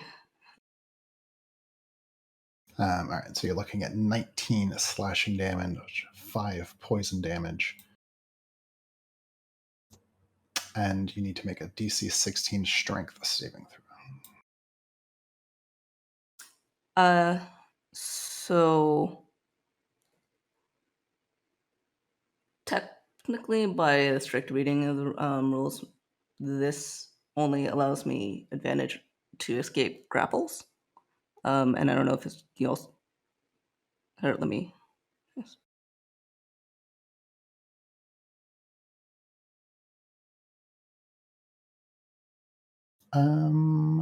I think we'll have it. I think it makes sense to apply to this because it's essentially doing a 2-step grapple restraint. So yeah, you can apply it to this. Okay. Because it's not like restraint can be so many things, but in this case, it's literally a thing trying to grab you. Oh, although this actually says strength, athletics, or dexterity acrobatic check to escape from being grappled, not a strength saving throw. Oh, I see. Interesting. Okay, well then, yeah, you would get this when if you try to escape later.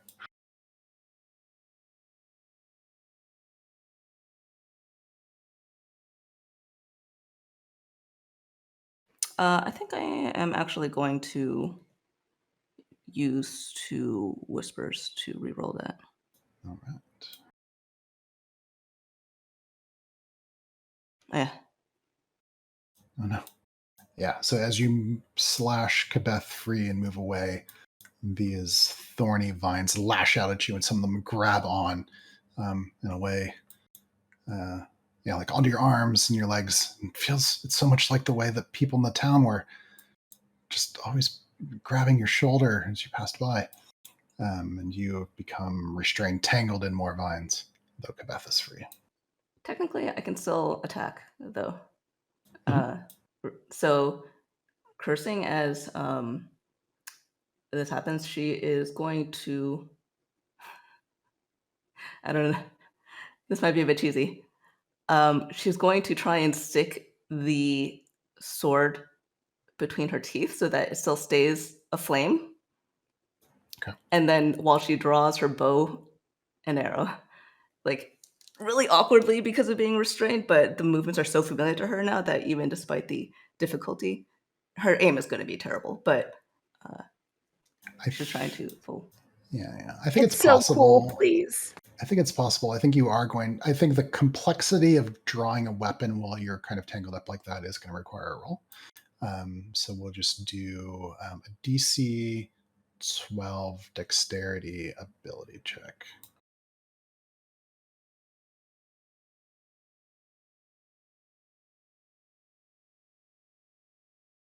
I'm gonna spend another 2 to give myself a reroll on that. All right. Oh, come on. Oh my gosh. Okay. Yeah, the worst of luck. Yeah. So you're grabbed in, pulled back in as you go to try to switch weapons. You're tangled up in these vines. You're not able to get your bow free. So you do I spend think the move. she was just. Oh, Good. she's just going to then start biting the vines. Okay. Or does she still have a hold in the scimitar? You still have the scimitar. You didn't drop it. Yeah. Okay, all right. Then she's just gonna attack the vines around that are trapping her. Okay. Yeah. Make a disadvantaged melee attack. However, I think I still have advantage on it because I'm still acting before it. So that should cancel out to 1 to just with that and elven accuracy. That should be just 1 layer of advantage. Well, you Although have to have a net. it would you probably have- be 0. Yeah. Yeah, So it would be 0. Okay.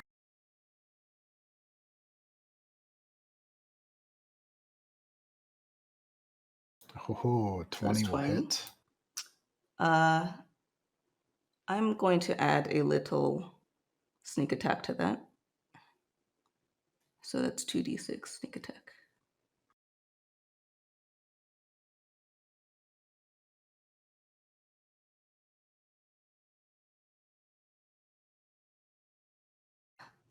That's 2 slashing. So no. 10 fire, 18 slashing. Snake eyes.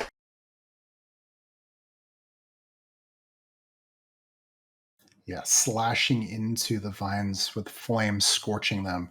They release the restraint and grapple on you. I think now she is going to move. You did lose the Try to get movement for trying to switch weapons and failing. Oh, really? Yeah. Okay, so I think you're out of movement, but you're not restrained. okay, but I still have my bonus, right? Yes.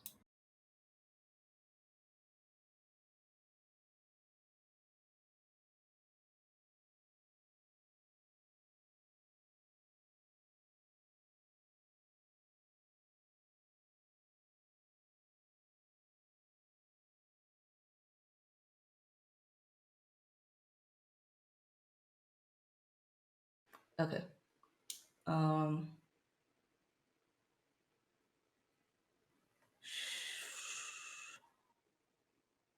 Oh, she's also bloodied at this point. So it was 19 slashing, 3 poisons, and she has resistance to poison. Yeah, everyone should be bloodied. Well, she was briefly unbloodied because of Oh, basically on hands. right. I gave you 16 points of healing. And then I immediately lost them.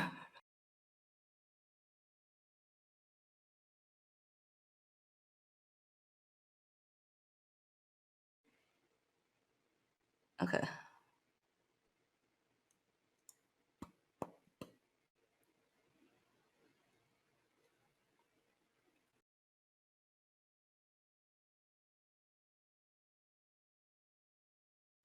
I think she is just going to use her half of her speed at the moment. Let's say 20 feet south. And she's going to attempt to repeat that thing that she was trying to do earlier. So hold the sword between your teeth, draw the bow. And then use it past the arrow over the flame of the scimitar as is in her between her teeth to light the arrow on fire and shoot the lump that might be Casey. Or not Casey, but, the vines around him. I mean, is it a regular arrow or is it an arrow that's made in a way to like there's something that can burn? Like, It's a regular arrow. Yeah, it's just a regular arrow. There's not wrapped in rags. yeah, I don't think you can just like ignite an arrow on fire. It needs to be kind of made in a way. Okay.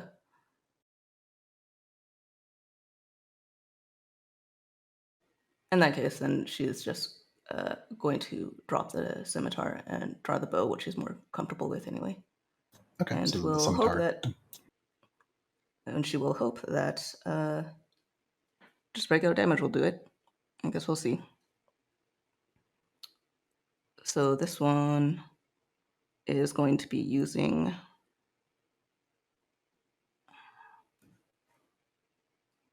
she'll put sharpshooter and favored foe into it, I guess. And also this is the third attack that she gets from her ambush predator. So should be double advantage again.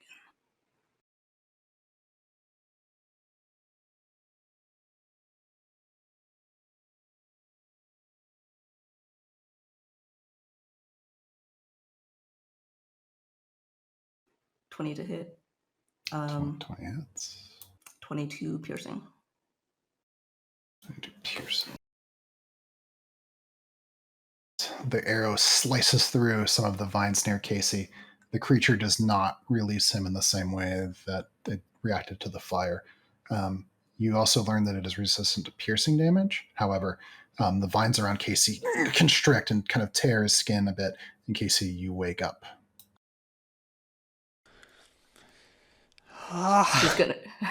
She's gonna shout, seeing him awake. I assume. Mm-hmm. Yeah, you see him. Yeah. She's going to shout, "Burn the bitches!"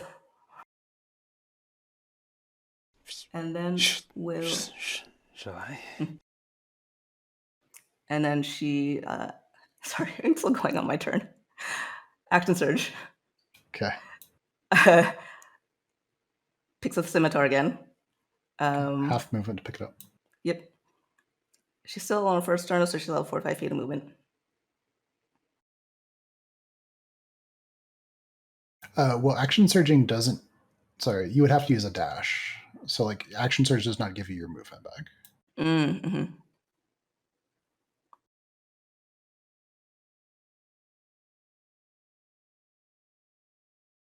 Okay. In that case, then she doesn't pick up the scimitar because I don't think she can get close enough with just the dash. So that will just instead be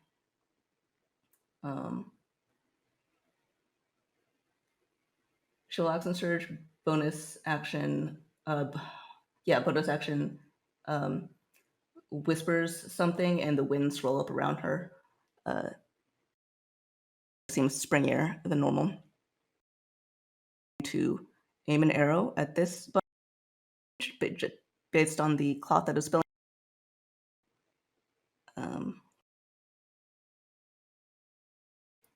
Are they, or do they count as different? Favored foes still apply to this one or something like that? Different. So disruptor.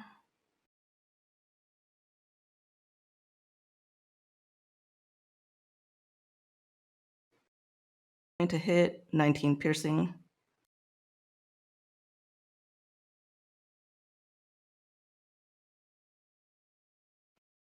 I think she will aim over. That's close to each.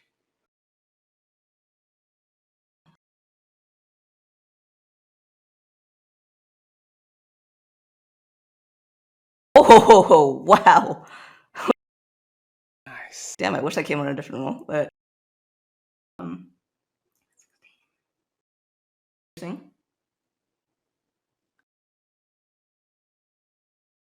Yeah, so precise that even without the fire, it tears vines and it dumps. It just cuts and dumps Fane onto the ground. And then again, I guess she'll turn around and aim her last at this person there. And this one will have my second version of the ambush sharpshooter, and I think it one time.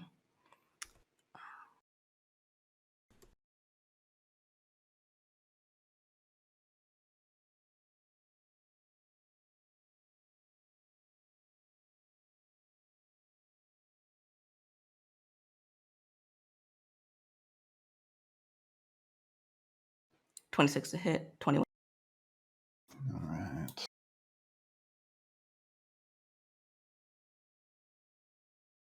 Slices through the vines and they constrict around. Is a stranger to you, but like, anything else on your turn? I think that's it. Use the rest of her movement to pick up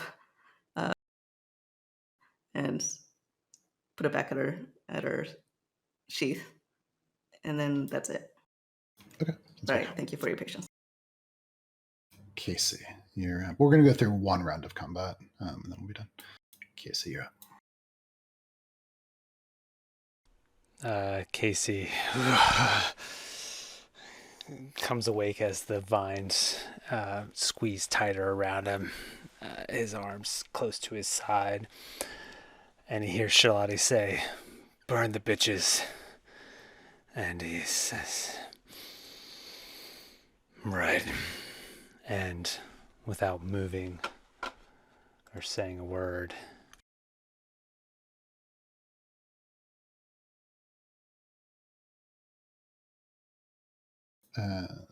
no, all of those would have hit still. flames erupt from his hands in a cone that engulfs this creature that has him restrained. As he casts Burning Hands, using subtle spell, doesn't move, doesn't speak a word. The flames just burst out from him in a cone. I think seeing the blobs of other people in the creature, he'll try to avoid them. But, yeah. Must make a dex save.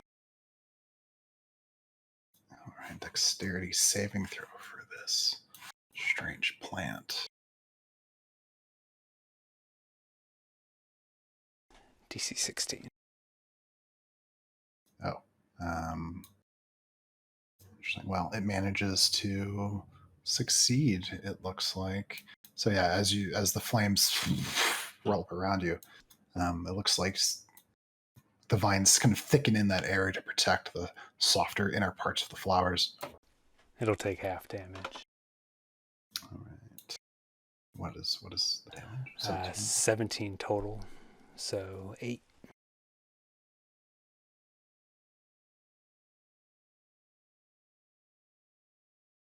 Yeah, as the flames scorch it, however, it recoils backwards, dropping you, and that's an area of effect spell, right?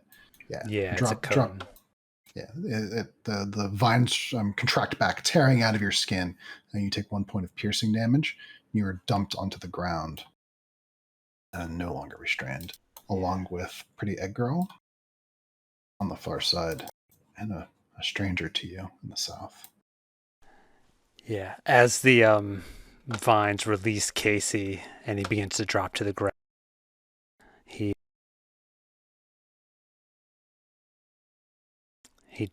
stops just short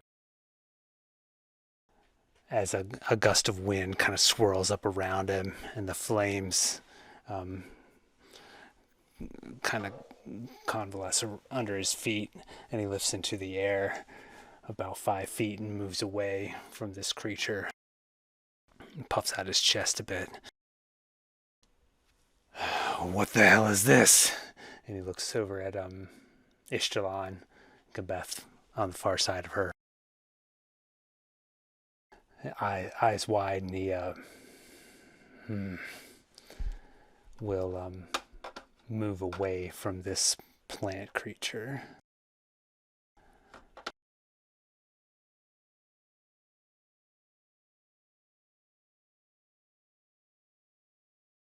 But that should be his turn.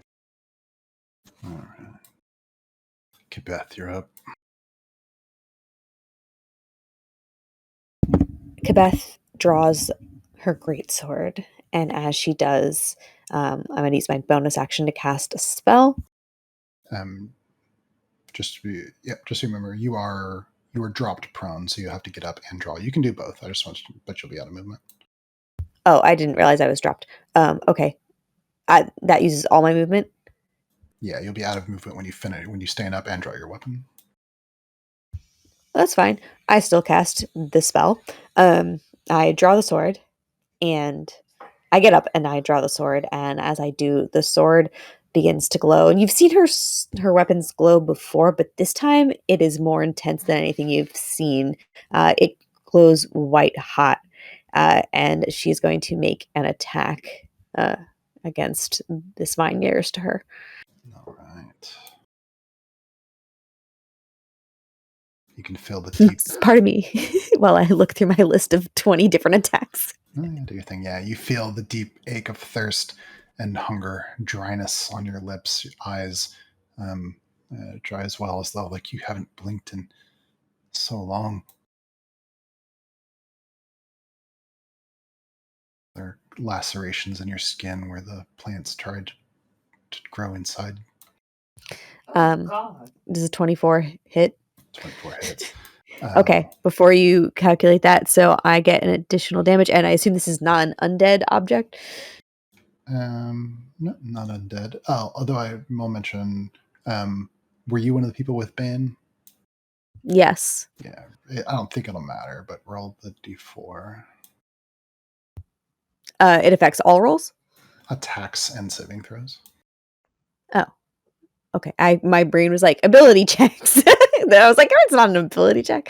Hold on. I have to switch between many screens. Doing this on my laptop sucks. I can roll it for you.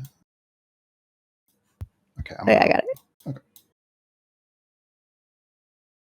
So I got a 4. That reduces it down to a 20, which does still hit, actually. Great. Okay.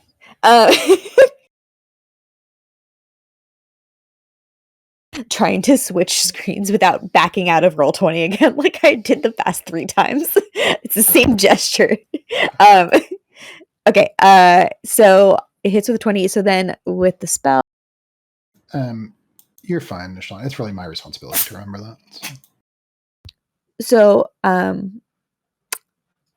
with Searing Smite, since I hit this creature with a melee weapon attack, the weapon flares with light hot intensity, and the attack deals an extra 1d6 fire damage and causes the target to ignite in flames on each start of each of its turns until the spell ends, which is up to 1 minute or concentration. The target must make a con saving throw. On a failed save, it takes an additional 1d6. Spell ends when it's successful. So another 1d6 of damage. So that's 18. So 14 slashing and 4 fire, and is now on fire. All right, yeah, and all the vines around the area that you slash sear and burst into flame, and you've set this creature on fire. And I get I don't have any movement left unless no, I don't have any movement, but I will take another hit because I get 2. Nice.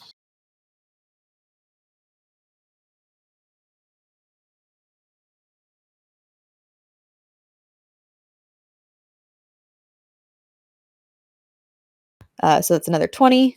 This time it's an 11 slashing damage. All right. It's a 23 to hit. Is that correct? Which 20 with the because I subtracted the 3. okay. Yeah, 11 slashing.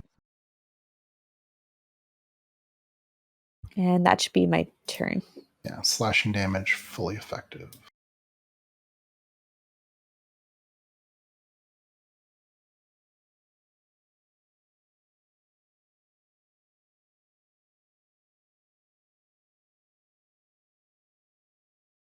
The southernmost of the plants.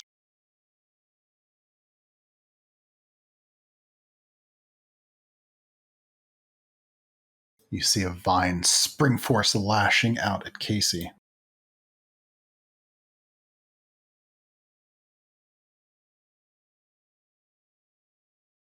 That's a 27 to hit. What the heck? Yeah, reaching all the way out there, lashing into you. You're looking at 6 magical piercing damage and 7 poison damage. It wraps around you, so you become grappled. And you need to make a strength saving throw, DC 16. Okay.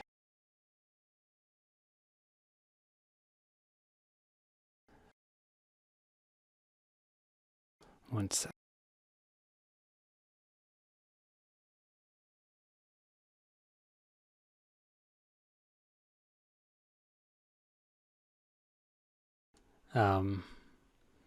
Yeah, as these plant tendrils spring out and slash at Casey, he kind of twists and turns, moving with the vines as they wrap him up, and he'll reduce the damage that he takes. Ooh, all right. So I'm going to half that. You said 6 and 7. Mm-hmm. So half would be 7 then. Yes. Plus bloodied, I guess, since I'm bloodied. Mm-hmm. What is bloodied for this creature? It's based on your value. So you guys are 13 now, so 6. Okay. So 7 to 6, 13.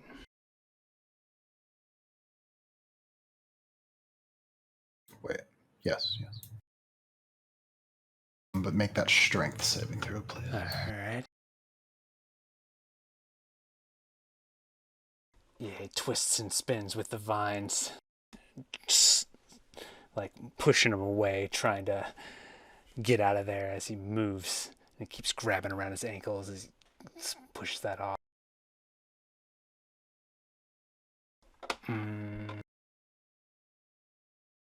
One sec.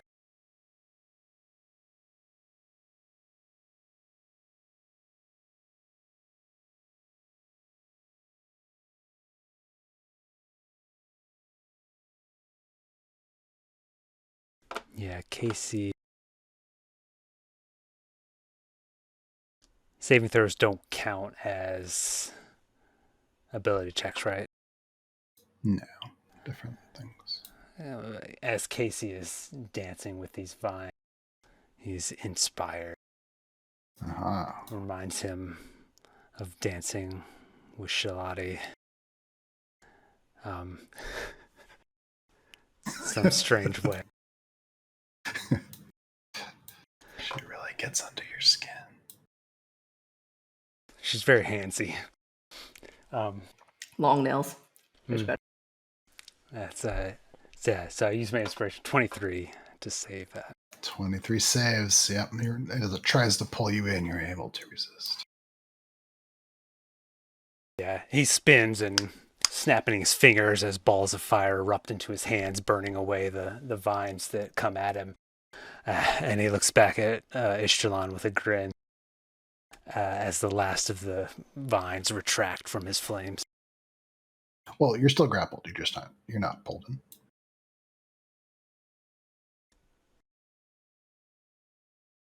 Oh, that's just to not pull me. Okay.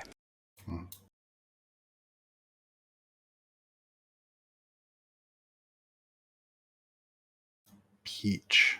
Pine. Do I even realize that I'm grappled or? Oh yeah, no one's woken. Wait, no.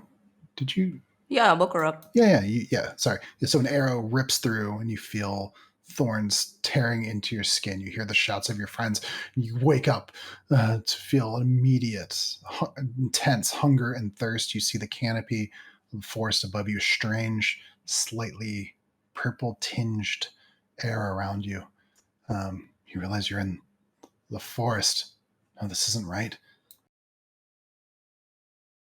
I'm gonna try and use Misty Step to get away from where I'm at and get someplace clear. Interesting. Okay. Chinese Misty Step. I will. Can you? So let's do this. I'll let you use it to try to escape this in combination with a dexterity ability check. Because normally I would think you would need to take a step to do a Misty Step. And you're currently restrained, but let's let you give it a shot. Let's do a DC 15 dexterity ability check. All right, ability check, not saving throw. Got it. Mhm.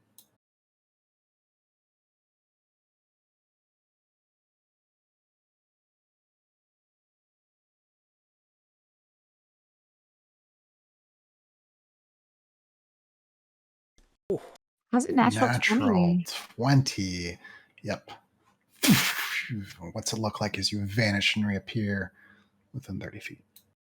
So as Peach realizes that the whole illusion of the town, of the shops, were not really real, and she's actually being held by this vine, she sort of hugs herself and squeezes herself so tightly, and she just disappears into a puff of pink glitter and dust and flower petals, and then reappears not too far away, only about 30 feet, but well out of the reach of the tentacles of this crazy fake creature.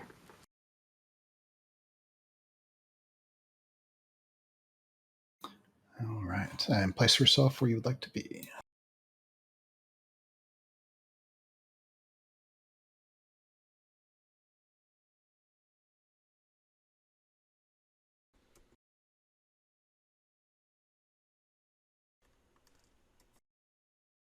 I'm in just a little bit of trouble. I would like to be clear of this.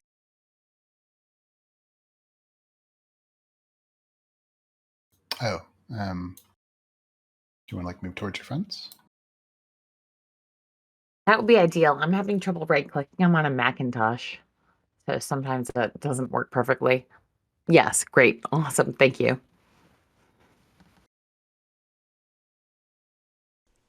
I'll say you get to your feet. I love that you were sideways during that move. You just. Awesome. Just goes lying down across. She Luigi. disappears. She lands on her feet. She got a natural 20. She lands beautifully and cutely, like a ballet move.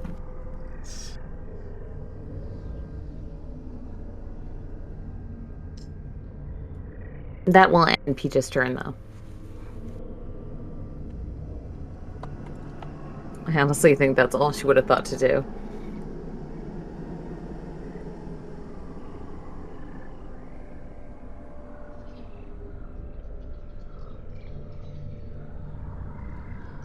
Okay, I'll say you take the dodge action. Perfect, thank you. Player. That is the players. All right. So there before Kebeth, you see the plant, though parts of it on fire, begins to coil its vines as though to attack. And that's where we will stop for tonight. Oh. I can't believe all the shopping was a lie. What I want to know is Samsol's money just like strewn around on the ground somewhere? Just coins lying on the ground. All the stuff that you guys spent, like the bread, the pocket bread, it's just lying on the ground nearby. Oh no.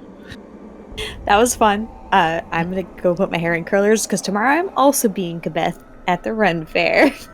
Good night, everybody. Yeah. That's right. Yeah, I'm gonna peach it up for the same reason. Bye, bye, bye. Ciao, job. Bye. I will get ready for bed myself. Good job, guys. Chris, how can this be? Went out there on a limb. We're just trying to branch out.